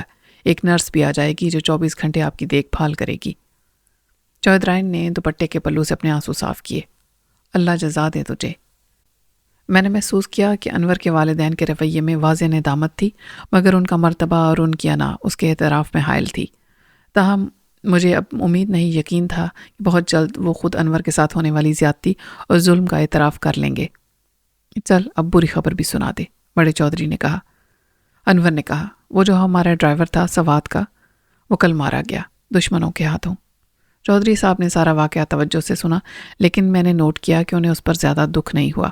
ان کے لیے وہ عام ملازم ہی تھا۔ اس کی لاش کو میں سوات بھجوا رہا ہوں، انور نے کہا۔ اوے پتر، اس کی کیا ضرورت ہے، یہیں دفن کرا دے، چودھری بولا۔ دراصل مرنے سے پہلے اس نے درخواست کی تھی، پتہ بھی بتا دیا تھا اور میں نے وعدہ کر لیا تھا، انور بولا۔ آدھا دن ڈرائیور کی لاش کو کفن دینے کے بعد روانہ کرنے میں گزر گیا۔ میت گئی تو ماحول پر سوگوار فضا طاری رہی۔ دوپہر کے بعد گل چاچا ہماری حادثے میں تباہ حال گاڑی کو ورک شاپ پہنچانے چلا گیا۔ سپہر کے بعد میڈیکل کمپنی کا ایک ٹرک نمودار ہوا۔ اس میں 2 ماہرین تھے اور 2 مددگار، جن میں ایک خود ٹرک ڈرائیور تھا۔ ماہرین میں ایک وہی تھا جس نے مجھے سکھر جیل کے ایک قیدی کی حیثیت سے شناخت کر لیا تھا۔ یہ میرے لیے خطرے کی گھنٹی تھی۔ اس کا امکان موجود تھا کہ یہاں وہ زیادہ فراغت کے ساتھ مجھ سے بات کرے اور مجھے بتائے کہ ہو بہو میری شکل و صورت والا ایک سزائے موت کا قیدی اس نے سکھر جیل میں دیکھا تھا۔ میں پھر اس کی پرزور تردید کر سکتا تھا اور خود اس سے پوچھ سکتا تھا کہ آخر اس کا سکھر جیل میں جانے کا اتفاق کیسے ہوا تھا، لیکن ہر صورت میں مجھے رسک لگتا تھا۔ ٹرک سے اتر کر اس نے مجھ سے ہاتھ ملایا۔ کیسے ہیں آپ ملک سلیم صاحب؟ میں نے کہا، آپ نے کل اپنا تعارف تک کرا دیا تھا، مگر یہ نہیں بتایا تھا کہ وہاں آپ کرتے کیا ہیں۔ بس انسٹالیشن مینیجر ہوں، تمام مشینیں اور آلات لگانا اور ان کی پاور سپلائی میرا کام ہے۔ یہ الیکٹریکل اور میکینیکل انجینئرنگ ہے۔ آپ کے پاس دونوں ڈگریاں ہیں؟ میں نے BSc کیا تھا میکینیکل انجینئرنگ میں NET کراچی سے۔ پھر مجھے کمپنی نے 1 سال کی ٹریننگ پر جاپان بھیجا اور وہاں میں نے مختلف ہسپتالوں کو دیکھا، انسٹالیشن پروسیس کو دیکھا اور ایک طرح سے اپرینٹس کی حیثیت سے کام کرتا رہا۔ یہ دوسرے صاحب ان مشینوں کی ورکنگ اور کارکردگی دیکھتے ہیں، مینٹیننس انجینئر ہیں، اور علیم الدین نام ہے ان کا۔ علیم الدین اس وقت انور سے بات کر رہا تھا۔ وہ ہمارے قریب آ گئے۔ ملک، یہ علیم صاحب ہیں، یہ کمرہ دیکھنا چاہتے ہیں جہاں سارا ایکوپمنٹ لگایا جائے گا۔ علیم نے مجھ سے ہاتھ ملایا اور چند منٹ کے بعد ہم بڑے چودھری کی خوابگاہ میں تھے۔ دونوں ماہرین نے 2 منٹ میں اپنا فیصلہ سنا دیا کہ ہمیں یہ کمرہ خالی چاہیے، بالکل خالی۔ اس میں تو وقت لگے گا، انور نے پریشانی سے کہا۔ ابھی ہم ایکوپمنٹ کو اتار جاتے ہیں، آپ بتائیں پھر کب آئیں؟ میرا خیال ہے کل صبح، انور نے کہا۔ دوسری بات، ہم تمام کمرے کو مکمل طور پر ڈس انفیکٹ کریں گے جیسے کہ ہسپتال کا کمرہ ہوتا ہے۔ دیواروں پر سے یہ سب اتار لیں گے جو موجود ہیں، ان پر سفید رنگ ہوگا۔ بڑے چودھری نے خاموشی سے احتجاج کیا۔ اوئے پھر تو ہر وقت مجھے ایسا لگے گا کہ میں ہسپتال میں داخل ہوں۔ انور نے کہا، نہیں ابا جی، آپ کو ایسا نہیں لگے گا، ہم اس کی نئی ڈیکوریشن کرا دیں گے، پھول اور تصاویر۔ آخر بیڈ یہ کیوں نہیں رہ سکتا؟ بڑے چودھری نے کہا۔ علیم نے سوچ کے کہا، رہ سکتا ہے، فوم بدل دیں گے، یہ بہت نرم ہو گیا ہے، اور بیڈ شیٹس اتنی ہو کہ ہر روز بدلی جائیں، بالکل صاف، الگ اور دھلی ہوئی۔ انور نے کہا، یہ کوئی مشکل کام نہیں، رنگ کے لیے بھی 1 دن چاہیے کم از کم۔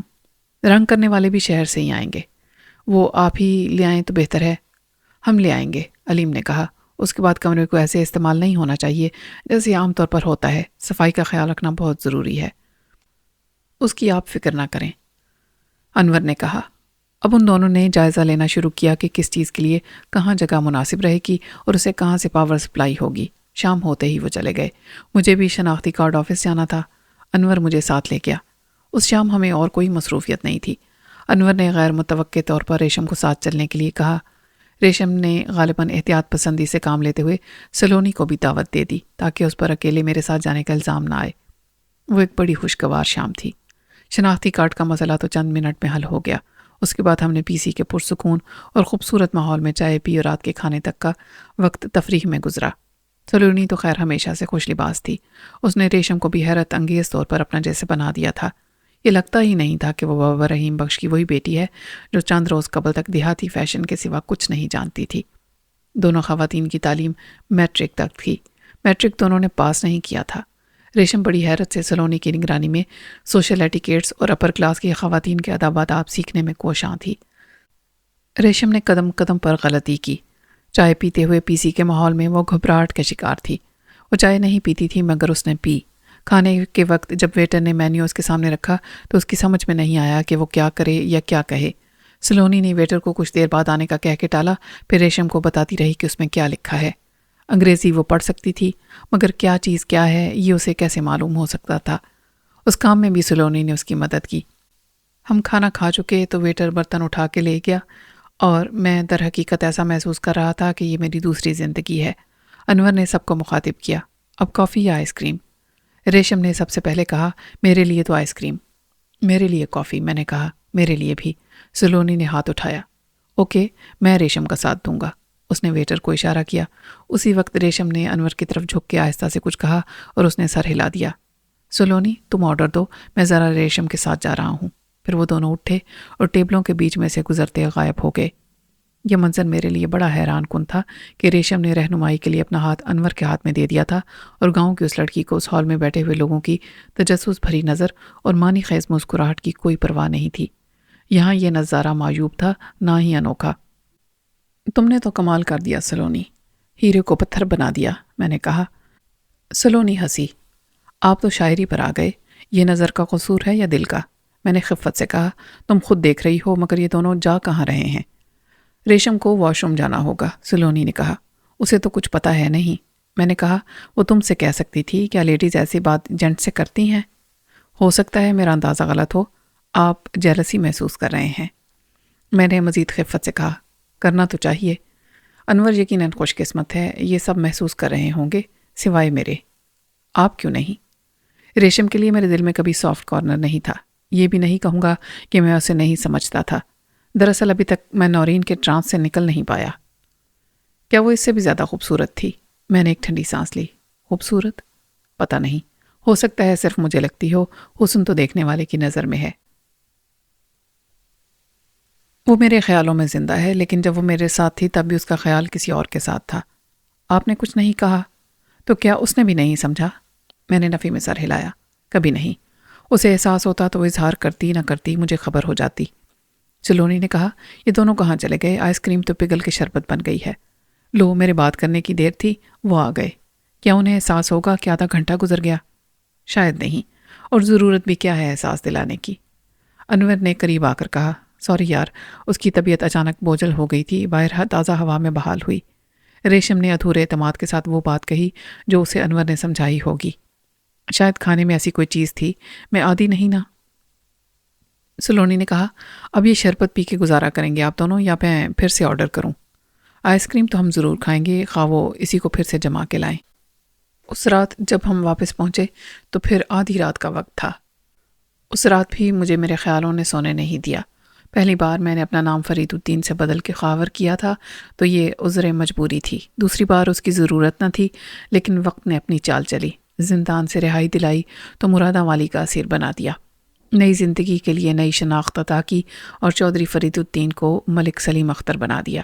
بظاہر نہ اس کا امکان نظر آتا تھا اور نہ ہی میرے دل میں ایسی کوئی خواہش تھی کہ میں زندگی کا یہ چلن بدلوں۔ عدم آباد کی راہ کا مسافر مرادہ والی کا ہو گیا تھا۔ حادثہ بے سبب نہیں ہوتا، اس کے پیچھے قدرت کی کار فرمائی ہوتی ہے۔ آج میں نے نورین کے بارے میں جو کہا تھا اپنے وقت کی حقیقت تھی، لیکن آج کے وقت کی حقیقت کچھ اور تھی۔ نورین میری زندگی کے سفر میں ایک پڑاؤ کی طرح آئی تھی جسے میرے دل نے منزل سمجھ لیا۔ اب یوں لگتا تھا کہ وہ سفر تمام ہوا، وہ پڑاؤ گزر گیا، اس کی یاد کا نقش کتنا بھی دل نواز سہی ماضی کا قصہ بن گیا اور آہستہ آہستہ دھندلا پڑتا جا رہا تھا۔ تو ملک سلیم اختر، اب یہی ہے تمہاری زندگی، اور یہ اتنی بری بھی نہیں ہے۔ جب تک تقدیر اس کا رخ نہ موڑے، اسی پر قناعت کرو اور خوش رہو۔ جو تھا نہیں ہے، جو ہے نہ ہوگا، یہی ہے دستور زندگی۔ بلاخر اس احساس سے میں سکون پا کے سو گیا۔ رات کے کسی حصے میں میری آنکھ کھلی۔ اندھیرے میں نظر کچھ نہ آتا تھا، پھر بھی میں نے ایک سایہ سا متحرک دیکھا، لیکن اس سے زیادہ اعصاب کو متاثر کرنے والی ایک خوشبو تھی جس نے مجھ پر یلغار کی۔ اس خوشبو کو میں بھول نہیں سکتا تھا۔ ہزاروں کے مجمع میں اس خوشبو پر میں سیدھا نورین کے پاس پہنچ سکتا تھا۔ اس خوشبو نے پہلی بار مجھے اس رات اندھیرے میں اسیر کیا تھا، جب میں سکھر جیل کی کال کوٹڑی سے فرار ہو کر ایک آسیب زدہ حویلی کے کھنڈر میں چھپا تھا۔ پھر یہ خوشبو نورین کے قالب میں ڈھل گئی تھی اور اس کی شناخت بن گئی تھی۔ میں نے اندھیرے میں اس کے پیکر کو محسوس کرنے کی کوشش کی۔ نورین، یہ تم ہو، میں نے کہا، اور پھر لائٹ جلانے کی کوشش کی، مگر سوئچ آن کرنے کے باوجود اجالا نہ ہوا۔ شاید یہ کوئی خرابی تھی یا فیوز اڑا ہوا تھا۔ اس نے ایک بار سسکی لی، میرا نام یاد ہے تمہیں؟ میں نے طنز کے اس تیر کی چبھن دل میں محسوس کی۔ کیا ایسا ہو سکتا ہے کہ میں تمہارا نام بھول جاؤں؟ مجھے تو بھول ہی گئے ہو نا؟ نہیں، تم میری یادوں کا سب سے قیمتی سرمایہ ہو۔ یہاں آؤ، میرے قریب۔ نہیں، اب میں نے بھی اس دوری کو قبول کر لیا ہے۔ میری قسمت میں صرف محرومیاں ہیں۔ ایسا مت کہو نورین، میں نے اس کا اظہار نہیں کیا کبھی، لیکن حقیقت یہی ہے کہ اس نے تلخی سے میری بات کاٹ دی۔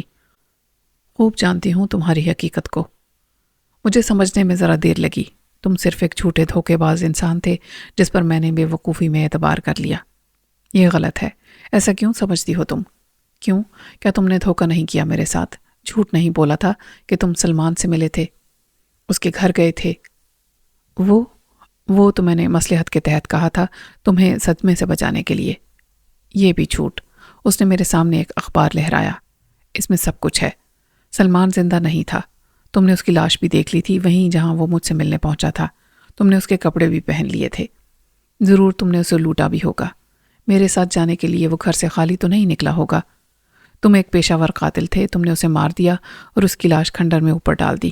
پھر تم میرے ساتھ شرافت کا ڈرامہ کرتے رہے، مجھے ساتھ لیے پھرتے رہے، ایک کے بعد ایک جھوٹ بولتے گئے۔ کیوں خاور؟ شاید یہ تمہارا اصلی نام بھی نہیں ہوگا۔ میں مانتا ہوں کہ میں نے اپنا نام بھی غلط بتایا تھا، وہ میری مجبوری تھی، لیکن سلمان کو میں نے قتل نہیں کیا تھا۔ میں تمہاری قسم کھا سکتا ہوں۔ مت کھاؤ میری جھوٹی قسم۔ پاگل میں تھی کہ تمہارے جال میں پھنس گئی۔ آخر کیا چاہتے تھے تم؟ کسی دن اپنی حوث کا نشانہ بناتے اور میری بے بسی کا فائدہ اٹھاتے، بلیک میل کرتے مجھے، بلاخر بیچ دیتے کسی کے ہاتھ۔ نورین، خدا کے لیے بس کرو، تم سے ناجائز فائدہ اٹھانے کے لیے بہت وقت ملا تھا مجھے، میں نے فریاد کی۔ فائدہ تو ہو گیا تمہارا، میرا سب کچھ تمہیں مل گیا، سارا زیور نقد رقم، میری آبرو بھی کب تک محفوظ رہتی۔ کیسے مزے سے، کتنی بے عزتی کے ساتھ ملک سلیم اختر بنے تم، یہاں زندگی کے مزے لوٹ رہے ہو۔ ایک ریشم ہے، ایک سلونی ہے، اور بھی بہت سی ملیں گی۔ نورین پر لعنت۔ نورین، میں چلایا۔ اسی وقت لائٹ آ گئی۔ میں نورین کی طرف لپکا تھا مگر وہاں کچھ بھی نہیں تھا۔ اس کمرے میں جہاں وہ تھی اس کی کوئی نشانی تھی تو وہ خوشبو جو اس کے وجود کی علامت تھی۔ باہر سے محافظ ایک دم اندر آ گیا۔ سر آپ نے آواز دی مجھے، خیریت ہے نا جی؟ ہاں سب خیریت ہے، تم جاؤ۔ میں نے کسی کو نکلتے دیکھا تھا یہاں سے، لائٹ گئی ہوئی تھی۔ کوئی نہیں تھا یہاں، میں نے جھلا کے کہا اور لائٹ آف کر کے لیٹ گیا۔ میرے سارے جسم پر ٹھنڈا پسینہ بہہ رہا تھا۔ مجھے معلوم تھا کہ یہ خواب کے سوا کچھ نہ تھا، مگر خواب اپنے پیچھے خوشبو چھوڑ کے ختم نہیں ہوتے۔ اس کی خوشبو کو میں نے ہی نہیں، گارڈ نے بھی محسوس کیا تھا۔ روحوں کے وجود سے انکار کرنا بھی اتنا ہی دشوار تھا جتنا ان کے وجود کو تسلیم کرنا، لیکن روح کا دنیا سے جا کے پھر زندگی کے قالب میں نظر آنا، یہ میری عقل نے کبھی تسلیم نہیں کیا تھا۔ ساری دنیا میں ایسے واقعات پیش آتے رہتے تھے جن کی عقل کی کوئی دلیل یا وضاحت قابل قبول نہیں تھی، لیکن میرے ساتھ ایسا کبھی نہیں ہوا تھا۔ میں نے کسی سے سنی سنائی کو بھی کبھی تسلیم نہیں کیا تھا۔ چنانچہ میں کنفیوز ہو گیا کہ آخر یہ کیا تھا؟ فریب خیال، فریب نظر، تصور کا طلسم یا دماغ کی خرابی؟ صبح تک میں ذہنی انتشار اور خیالوں کے آسیب سے کافی حد تک نجات پا چکا تھا اور یہ نتیجہ اخذ کر چکا تھا کہ میرے ذہن پر بوجھ تھا اور لاشعور میں بہت گڑبڑ تھی۔ نورین کو فراموش کر دینے کا احساس جرم، اپنی شخصیت بدل لینے کا خیال، پھر پکڑے جانے کا ڈر اور موجودہ حالات سے ایک خود غرضانہ مفاہمت پر شرمندگی، ان سب عوامل نے مجھے اتنا ڈسٹرب کیا تھا کہ میں ایک برا خواب دیکھ رہا تھا۔ لیکن اس وقت میری عقل بالکل خبت ہو گئی جب میرے جاگنے کے کچھ دیر بعد ریشم نے سر دروازے سے اندر ڈال کر بڑی شوخی کے ساتھ پوچھا، سر میں حاضر ہو سکتی ہوں؟ میں غسل کے بعد لباس بدل کے ناشتے کی تیاری کر رہا تھا۔ میں نے خوش دلی سے کہا، یس میڈم، آپ ہی کا انتظار تھا مجھے۔ اس نے اندر آ کر ناک کو ادھر ادھر گھما کے سوں سوں کی۔ یہ کیسی خوشبو ہے اور کس کی؟ یہ تم اپنے ساتھ لائی ہو۔ اس نے نفی میں سر ہلایا۔ یہ اس سے بالکل مختلف ہے، ورنہ مجھے کیوں محسوس ہوتی؟ میں سوچ میں پڑ گیا۔ کیسی ہے یہ خوشبو؟ یہ میں کیسے بتاؤں؟ گلاب، چنبیلی، موتیا کا نام لے سکتی ہوں میں۔ سلونی نے کل مجھے جو خوشبو دی تھی وہ بھی اچھی تھی۔ کیا نام تھا اس کا؟ چارلی۔ جو تم نے، یہ چودھری صاحب نے لگائی تھی، وہ بھی اچھی تھی۔ یہ الگ ہے۔ اس کا کیا نام بتاؤں؟ اسی سے پوچھو نا جس کی ہے۔ اچھا، تم مجھ پر شک کر رہی ہو؟ رات 12:30 بجے ہم آئے تھے اور اب بج رہے ہیں 8:30۔ اس کے درمیان میں کون آ سکتا ہے یا آ سکتی ہے یہاں؟ خود اپنی کہو کہ یہ انقلاب کیسا اور کس لیے؟ چند دن پہلے تم کیا تھیں اور اب کیا ہو؟ وہ کچھ لال ہوئی۔ یہ تم سلونی سے پوچھو، وہی میرے پیچھے پڑی ہوئی ہے۔ اور اب چلو ناشتے کے لیے۔ میرا خیال ہے کہ تم بھی یہاں بیٹھو، ناشتہ منگوا لیتے ہیں۔ میں نے سر نکال کر خادم کو ناشتے کے لیے کہہ دیا۔ صرف ہم ہی نہیں، وہ ایک صوفے پر نیم دراز ہو گئی۔ حویلی میں بہت کچھ بدل رہا ہے۔ اچھا ہی ہو رہا ہے سب، میں نے کہا۔ انور بہت سمجھدار ہے، سختی نرمی کہاں ہونی چاہیے کہاں نہیں سب جانتا ہے۔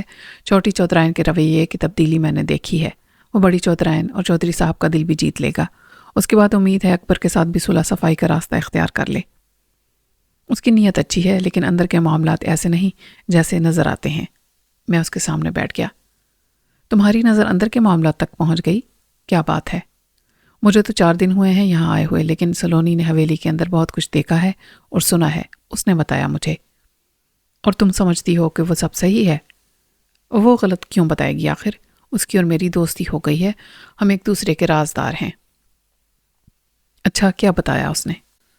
اس نے بڑے چودھری صاحب کے زمانے میں حویلی کے اندر کے سارے معاملات بڑے خوش اسلوبی سے چلائے۔ وہ حویلی کے علاوہ مہمان خانے کے انتظامات بھی کرتی تھی۔ میں جانتا ہوں وہ کیا انتظامات تھے۔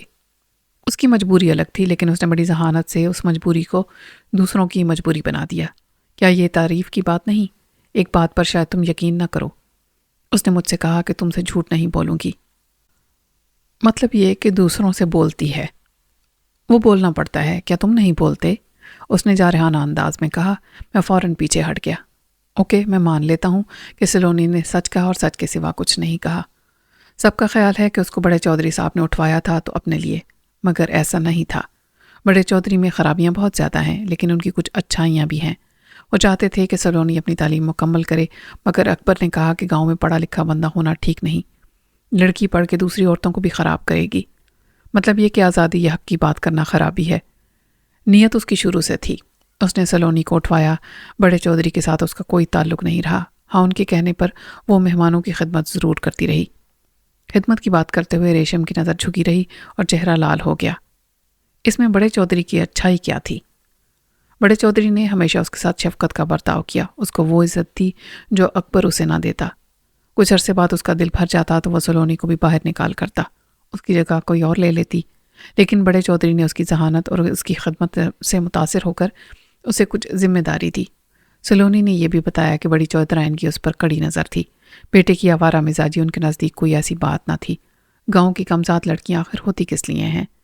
خود بڑے چودھری صاحب اپنی جوانی میں ایسے ہی تھے، لیکن شادی کے بعد بڑی چودھرائن نے کچھ عقل سے اور کچھ اپنے زبردستی سے بڑے چودھری کو نکیل ڈالی. دراصل وہ بڑے بھائی کی بیٹی تھیں اور اس کا باپ بہت سخت تھا. وہ چھوٹے بھائی کو یعنی بڑے چودھری کے باپ کو تھپڑ مار دیا کرتا تھا. اکبر کی بیوی یہ نہیں کر سکی. بس سلونی کے خلاف ہونے کی پہلی وجہ یہ تھی. اسے لگتا تھا کہ اس کے شوہر پر زیادہ کنٹرول سلونی کا ہے اور سلونی کو وہ اپنی مرضی سے نکال کر باہر نہیں کر سکتی تھی. لیکن ایک وجہ اور بھی تھی. میں نے کہا باتوں کے ساتھ ناشتہ بھی جاری رکھو. جیسا کہ تم جانتے ہو اکبر چھوٹا ہے. بڑے چودھری صاحب کے دونوں بیٹوں کی شادی ایک خاندانی روایت کے مطابق تایا کی دونوں بیٹیوں سے طے تھی. بڑے کی شادی بڑی سے، چھوٹے کی چھوٹی سے. لیکن ہوا یہ کہ شادی کی بات پر انور نے پہلے انکار کیا، پھر دباؤ سے بچنے کے لیے اعلیٰ تعلیم کے بہانے ملک سے ہی بھاگ گیا اور 8 سال باہر بھٹکتا پھرا. اسے تم بھٹکنا کیوں کہتی ہو؟ اس نے واقعی اعلیٰ تعلیم حاصل کی. یہ اکبر کی بیوی کہتی ہے. ظاہر ہے کسی کے نزدیک تعلیم کی حد میٹرک ہے، وہ بھی لڑکوں کے لیے، تاکہ وہ حساب کتاب سمجھ لیں اور زمینوں کے معاملات. انور نے جتنی تعلیم حاصل کی وہ سب کے نزدیک دماغ کی خرابی تھی، مگر وہ انکار کر کے نکل گیا اور کسی کے بلانے پر لوٹ کے نہیں آیا. تو تایا کیا کرتے؟ لڑکی کو بٹھائے رکھتے. انہوں نے بڑی کی شادی اکبر سے کر دی. اب اگر ہوگی تو چھوٹی کی شادی بڑے بھائی سے ہوگی. چھوٹی چودھرائن اپنی اس بے عزتی کو بھولی نہیں کہ انور نے اسے ٹھکرا دیا تھا. دراصل جب دونوں بہنیں چھوٹی تھیں تب سے ان کے دماغ میں یہ تھا کہ کس کا شوہر کون ہوگا. بڑی خوش تھی کہ حویلی میں بڑی چودھرائن وہ بنے گی. مراداں والی پر حکومت اس کے شوہر کی ہوگی. پھر تم بھی دیکھ سکتے ہو کہ انور گیا ہے ماں پر، اکبر اپنے باپ پر. انور زیادہ خوبصورت ہے. اب وقت آیا تو معاملہ الٹا ہو گیا. چنانچہ یہ غلط نہیں کہ سازش اس نے کی. اس نے بڑے چودھری کو انور کے خلاف کیا اور اکبر کو اس کی جگہ دلوائی. سلونی کو بھی اس نے نکال کر باہر کیا تھا، لیکن وہ پھر سے آ گئی اور جو اس نے سوچا تھا وہ الٹا ہو گیا. اب اکبر قیدی ہے اور انور حاکم. اب چھوٹی بہن آ جائے گی چودھرائن بن کے. تم میری بات سمجھ رہے ہو نا؟ بہت اچھی طرح، میں نے کہا. بھابھی کے رویے میں میرے لیے یہ دوستانہ تبدیلی ایک سیاسی چال ہے. وہ چاہتی ہیں کہ تمہارے ذریعے انور سے چھوٹے بھائی کے لیے رعایت حاصل کریں. وہ انور پہلے ہی دینا چاہتا ہے. یہ بھی ہو سکتا ہے کہ وہ اپنے باپ کو استعمال کرے، جائیداد کی تقسیم کرائے تاکہ پورے کی نہ صحیح آدھے کی مالک بنے. مجھ سے تو انور نے ایک بڑی عجیب بات کی تھی. اس نے مجھے بتایا تھا کہ اس کے سسر اور تایا کی جتنی جاگیر ہے وہ اس کی دونوں بیٹیوں کو جائے گی، کیونکہ بیٹا ہے نہیں. یہ بھی نہیں ہو سکتا کہ وہ تایا سے ساری جائیداد اپنی بیوی کے نام کرا لے جو بڑی بیٹی ہے. وہ چھوٹی کی حق تلفی نہیں کرے گا. یہ بھی ناممکن ہے کہ وہ چھوٹی بہن سے بھی شادی کر لے. دونوں بہنیں بیک وقت ایک مرد کے نکاح میں نہیں رہ سکتی، لیکن ایک کے بعد دوسری آ سکتی ہے. ریشم چونکی. یعنی وہ بڑی کو فارغ کر دے گا؟ فارغ؟ بالکل فارغ. طلاق کا سوال ہی پیدا نہیں ہوتا. لیکن بیویاں مر جاتی ہیں، کبھی بیماری سے، کبھی حادثے میں. وہ پہلے بچے کی ماں بننے والی ہے. اکبر کے لیے کیا زیادہ اہم ہوگا، بچہ یا تایا کی پراپرٹی؟ ریشم نے منہ پر ہاتھ رکھ لیا. یعنی وہ قتل کرا دے گا بیوی کو؟ اسے یہاں قتل نہیں کیا جائے گا. ڈیلیوری میں گاؤں کی عورتوں کا مرنا عام سی بات ہے، اور پھر جب خود اپنی خاندانی دایا کے سوائے کوئی یہ کام نہ کرتا ہو تو کام کتنا آسان ہو جاتا ہے. کوئی شک بھی نہیں کر سکتا. بچوں کا کیا ہے، ہوتے رہیں گے بعد میں بھی، بڑی سے نہ صحیح چھوٹی سے. اور اب اگر انور چھوٹی سے شادی پر رضامند نہیں ہوا تو تایا کیا کرے گا؟ ایک کے نہ رہنے کو اللہ کی رضا سمجھ کے قبول کر لے گا اور دوسری اسے دے کر فارغ ہو جائے گا. شادی تو کرنا ہی ہے اس کو. توبہ توبہ، زمین جائیداد کے پیچھے کوئی یہ بھی کر سکتا ہے؟ ایسا ہوتا آیا ہے اور ہوتا رہے گا. ہوشیار بننے والی بھابھی کو یہ نہیں پتا کہ وہ کتنی بڑی سازش کا خود شکار ہو سکتی ہے. وہ انور سے بے عزتی کا بدلہ لینے کے چکر میں ہے. یہ احساس نہیں کہ اپنی جان خطرے میں ہے. ایک اور بات سنی ہے سلونی نے. ابھی ثبوت کوئی نہیں ہے، لیکن چھوٹی والی بھی انور سے شادی کرنا نہیں چاہتی۔ کیوں؟ اور کوئی ہے خاندان میں؟ ہاں، اس کے ماموں کا بیٹا ہے۔ جب باپ کی طرف سے کوئی نہیں تو ماں کے بھائی کا پہلا نمبر۔ وہ پسند بھی کرتی ہے اسے۔ میں نے کہا اگر سلونی کے کانوں تک ایسی بات پہنچ گئی ہے تو اکبر کو بھی پتا ہوگا، اور اس کا مطلب یہ ہے کہ اکبر کو اب ایک تیر سے دو شکار کرنے ہیں۔ قضا کے تیر کا نشانہ پہلے وہ بھی بن سکتا ہے جو انور کی جگہ لے سکتا ہے۔ پہلے اسے مقابلے سے خارج کر دیا جائے، پھر بیوی کی جگہ دوسری بیوی کے لیے خالی کی جائے۔ کیا انور یہ سب نہیں سمجھتا؟ اگر نہیں جانتا تو تم اسے بتا دو، سمجھا دو، صرف تم ہی یہ کام کر سکتے ہو۔ میں نے گھڑی دیکھی۔ اچھا، اب میرا خیال ہے کہ کمپنی کے لوگ آنے والے ہوں گے۔ کیا بڑے چودھری صاحب کو دوسرے کمرے میں شفٹ کر دیا گیا ہے؟ ہاں، وہ رات کو دوسرے کمرے میں سوئے تھے، ان کا کمرہ بالکل خالی ہے۔ اب ایک سوال میں تم سے پوچھوں، شرمانے کی کون سی بات ہے اس میں؟ ریشم بولی، ہاں، جب تمہیں شرم نہیں آتی تو مجھے کیوں آئے؟ کل رات آئس کریم چھوڑ کر تم انور کے ساتھ کہاں گئی تھی؟ اس کا رنگ پھر سے لال پڑ گیا۔ تمہیں کیا شک ہے میں لے گئی تھی اسے؟ اس نے خود کہا تھا مجھ سے کہ مجھے تم سے کچھ کہنا ہے۔ اچھا، پھر کیا کہا اس نے؟ چاہو تو بتا دو ورنہ میں اپنے اندازے پر قائم رہوں گا۔ ریشم نے ایک گہری سانس لی۔ اس نے کہا کہ میں تمہارے ساتھ جانے کا خیال چھوڑ دوں۔ میں چونکا، مگر میں کہاں جا رہا ہوں؟ ہم جانا چاہتے تھے، جا نہیں سکے تھے۔ اس کی خواہش ہے کہ تم یہاں اس کے ساتھ رہو، مگر اسے اعتبار نہیں۔ تم اپنی مرضی سے چلے جاؤ یا مجبور ہو جاؤ۔ میں تو اسی گاؤں کی بیٹی ہوں، مجھے گاؤں نہیں چھوڑنا چاہیے ایک اجنبی کے ساتھ۔ بالکل ٹھیک مشورہ دیا اس نے۔ کیا اس نے یہ بھی بتایا تمہارے گھر میں اب تمہاری حفاظت کرنے والا کوئی نہیں تو تم اکیلی وہاں کیسے رہو گی؟ یا اس نے کہہ دیا کہ چاہو تو ہمیشہ حویلی میں رہ سکتی ہو، مہمان بن کے نہیں، مالکن کی حیثیت سے؟ ریشم کا رنگ شرم سے لال چقندر ہو گیا۔ حد سے زیادہ چالاک ہو تم۔ وہ جھینپ کر ایک دم اٹھی۔ میں نے ایک کہا مارا، چاند نکلتا ہے تو سب کو دکھائی دیتا ہے۔ ویسے میرا ایک مشورہ ہے، اس کی مان لو۔ مگر اتنی دیر میں ریشم فرار ہو چکی تھی۔ میرے لیے یہ اطلاع اور انکشاف اس لیے حیرانی کا سبب بنا کہ ایک نظر کی محبت کوئی افسانہ یا شاعرانہ بات نہیں تھی۔ شاید نورین کے معاملے میں میرے ساتھ ایسا ہی ہوا تھا، لیکن انور جیسے جہاں گرد اور افلاطونی ذہن رکھنے والے کے معاملے میں بھی ایسا ہی ہوا تھا۔ یہ میرے لیے بڑے اطمینان کی بات تھی۔ میرے کندھوں پر سے ریشم کی ذمہ داری کا بوجھ اتر گیا تھا، جو نہ میں نے اپنی مرضی سے لیا تھا اور نہ ریشم ڈالنا چاہتی تھی، لیکن حالات کی گردش نے دونوں کو مجبور کر دیا تھا۔ پہلے میں نورین کی ذمہ داری اٹھانے کا تجربہ کر چکا تھا، جو مجھے بہت مہنگا پڑا تھا۔ بعد میں یہ کوئی زبردستی کا سودا نہیں رہا تھا۔ خود میں اس سے نہ بھاگ سکتا تھا اور نہ بھاگنا چاہتا تھا۔ وہ میرے احساس اور وجود کا حصہ بن گئی تھی، اور آج بھی تھی۔ گزری ہوئی رات کا واقعہ بہت اہم تھا۔ وہ کوئی وہم تھا یا حقیقت کا کوئی روپ؟ میرے دل میں پرانی کسک کو بہرحال تازہ کر گیا تھا۔ ریشم نے بھی میری خلش میں اضافہ ہی کیا تھا۔ خوشبو اسے بھی محسوس ہوئی تھی۔ رات کے محافظ کی گواہی کے بعد ریشم کو جھٹلایا نہیں جا سکتا تھا۔ دوسری طرف اسے سمجھنے سے قاصر تھا۔ یا آرزو کا سراب تھا یا سچ مچ وہ روح بن چکی تھی، اور اب یوں ہی راتوں کے اندھیرے میں یا خواب میں میرا پیچھا کرتی رہے گی۔ ایسا سمجھنا دنیا سے اس کے مادی وجود کا عالم ارواح میں پہنچ جانے کے مترادف تھا۔ کیا میں مان لوں کہ وہ مر گئی ہے؟ قدرت کا یہ اشارہ میرے شک کی تصدیق کرتا ہے۔ ریشم کے فرار سے پہلے ہی مجھے اندازہ ہو گیا تھا کہ میڈیکل ایکوپمنٹ سپلائی کمپنی کا ٹرک پہنچ گیا ہے۔ جب میں نے جا کر دیکھا تو کمرے میں پینٹ کا کام شروع ہو گیا تھا۔ دونوں مینیجر مشینوں کے پاور سوئچ کی جگہ کو مارک کر رہے تھے، اور ایک الیکٹریشین ان کی ہدایات کے مطابق وائرنگ دیکھ رہا تھا۔ باہر نصب ہونے والے 50 kVA کے آٹومیٹک جنریٹر کو بھی اسی سسٹم سے جوڑنا تھا۔ مجھے دیکھ کے انہوں نے ایک کاروباری مسکراہٹ کے ساتھ مجھ سے ہاتھ ملایا۔ میں نے کہا کیا خیال ہے، یہ کام آج مکمل ہو جائے گا؟ ان دونوں کا سر نفی میں ہلا۔ آج تو کسی صورت نہیں، ایک دن جنریٹر کی تنصیب کے لیے چاہیے، ایک دن باقی مشینوں کو لگانے کے لیے۔ میرا خیال ہے پرسوں شام تک ہم اسے قابل استعمال بنا دیں گے۔ انہیں اپنے کام میں مصروف چھوڑ کے میں بڑے چودھری صاحب کی خیریت معلوم کرنے گیا تو انور پہلے سے وہاں موجود تھا، اور ایک بے حد خدمت گزار، فرما بردار دختر مشرق کی طرح بہو ان کے پاؤں دبانے کا ثواب سمیٹ رہی تھی۔ مجھے ایک نظر میں اندازہ ہو گیا کہ انور نے میدان مار لیا ہے۔ میرے سلام کا جواب بھی ملا اور ماں جی نے مجھے دعا بھی دی۔ اس سے پہلے کہ میں یا کوئی اور کچھ کہتا، بھابھی نے کہا، ماں جی یہ سب ان کی کوشش سے ہوا۔ چودھری صاحب نے طمانینت کا اظہار کیا۔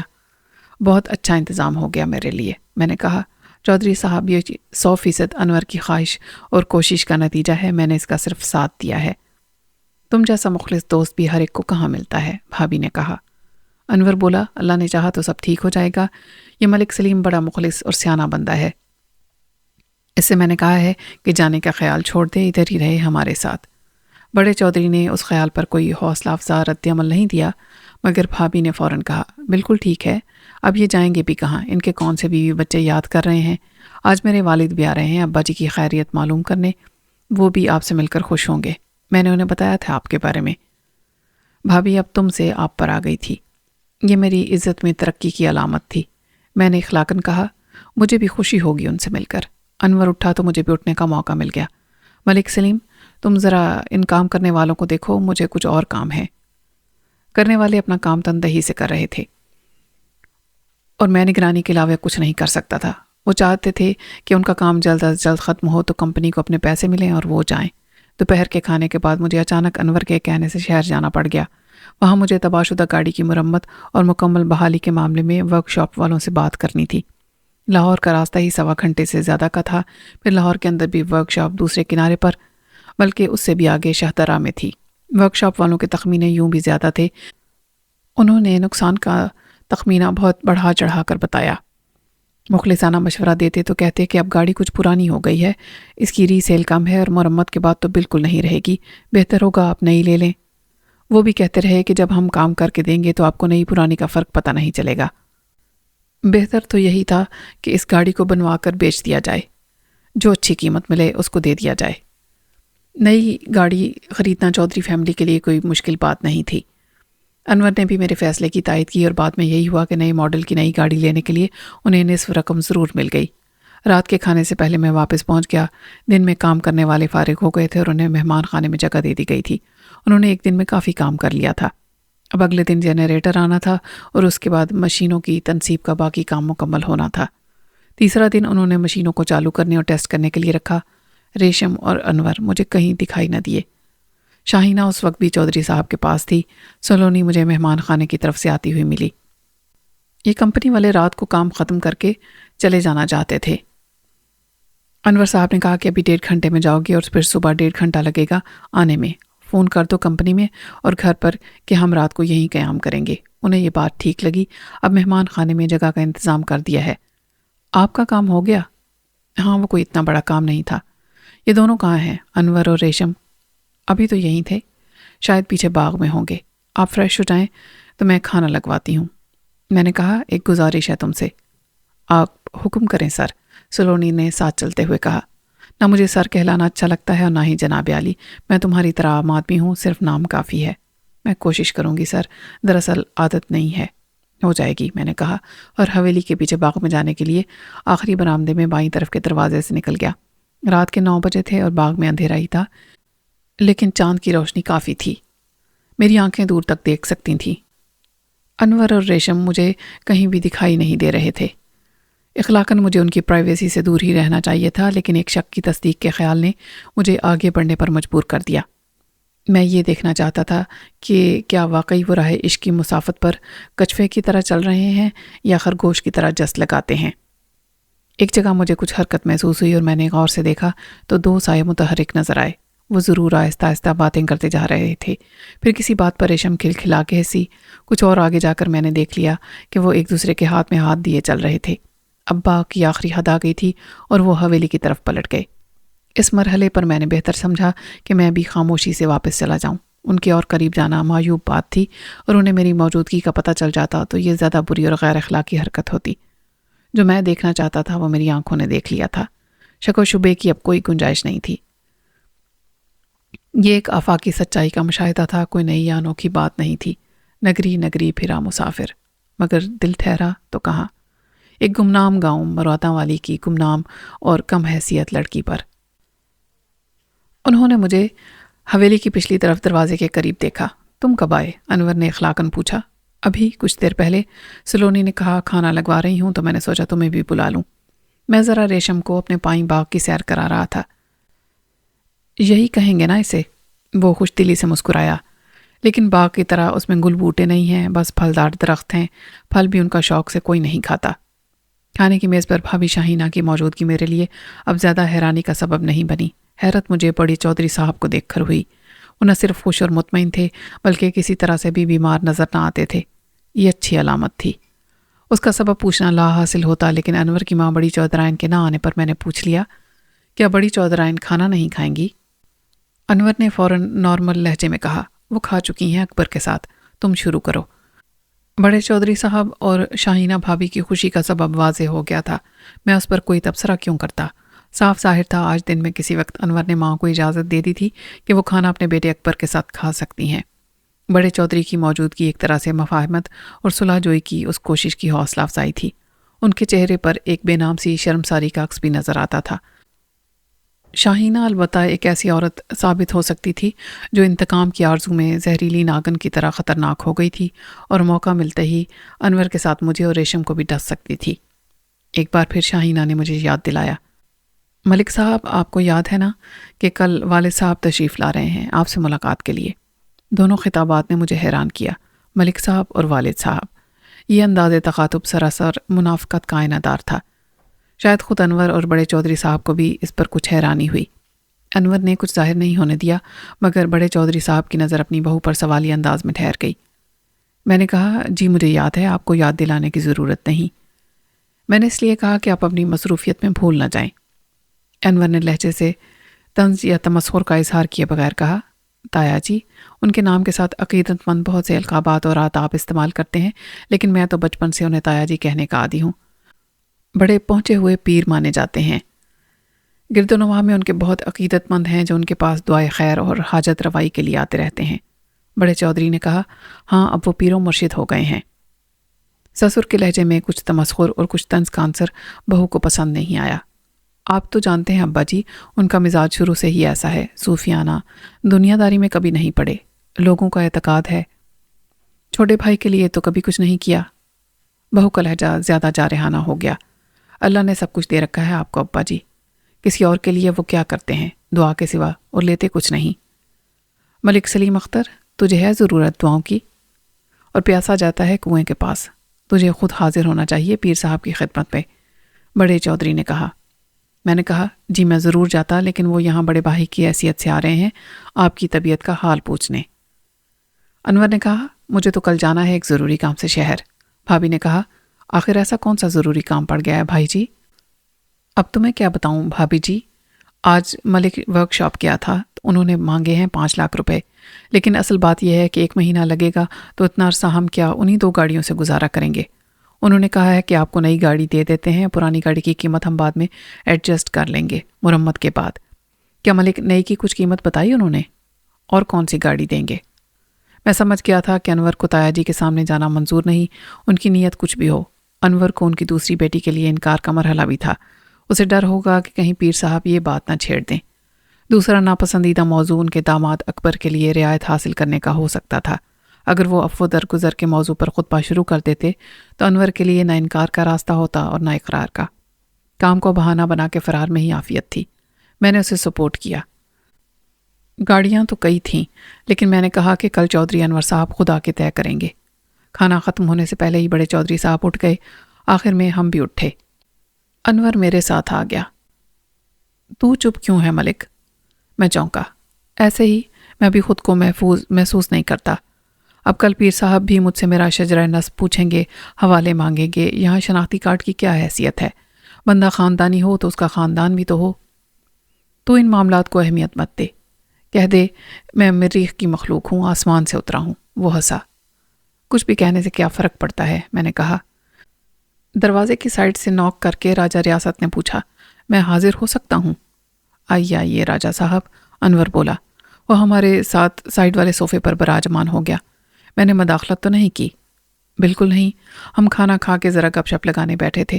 اب بتائیے کوئی تکلیف تو نہیں ہے مہمان خانے میں؟ وہ مسکرایا۔ تکلیف؟ آپ شرمندہ کرتے ہیں سر، ہمیں تو لگتا ہے کسی 5 اسٹار ہوٹل میں آ گئے ہیں۔ اس دور افتادہ گاؤں میں ایسی خاطر مدارات اور سہولتوں کا ہم سوچ بھی نہیں سکتے تھے۔ وہ کچھ دیر بیٹھا انور کی سعادت مندی کو سراہتا رہا، جس نے باپ کے علاج کے لیے پیسہ پانی کی طرح بہا کر ناممکن کو ممکن کر دیا تھا اور اسی جگہ مکمل علاج اور دیکھ بھال کی سہولت فراہم کر دی تھی۔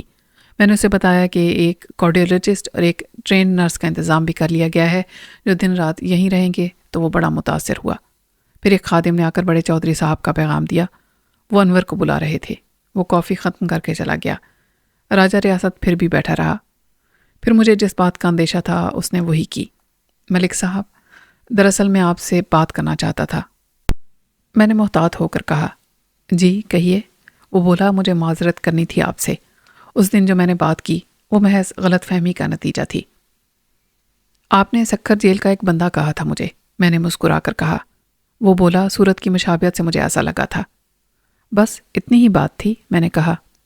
وہ کچھ تذبذب کے ساتھ بولا، شاید اتنی ہی بات نہیں تھی، مجھے یہ شبہ ہوا کہ آپ نے بھی مجھے پہچان لیا تھا۔ میں ہنس پڑا۔ میں نے تو ایسی کوئی بات نہیں کی تھی۔ وہ دراصل آپ چونکے تھے مجھے دیکھ کر۔ آپ کو احساس نہیں ہوا۔ ایک لمحے کے لیے آپ کے قدم رکے تھے۔ یہ بالکل لاشعوری رد عمل تھا۔ پھر آپ سنبھل گئے تھے۔ کیا یہ بھی غلط فہمی تھی میری؟ یعنی تم نے یقین نہیں کیا تھا میری بات کا؟ اب کیا کرنا چاہیے مجھے خود کو بے گناہ ثابت کرنے کے لیے؟ میں نے سنجیدہ ہو کر کہا۔ وہ پلک جھپکائے بغیر مجھے دیکھتا رہا۔ اس دن یعنی پرسوں آپ کمپنی کے آفس سے کہاں گئے تھے؟ میں نے خفگی سے کہا، یہ تم کیوں پوچھ رہے ہو؟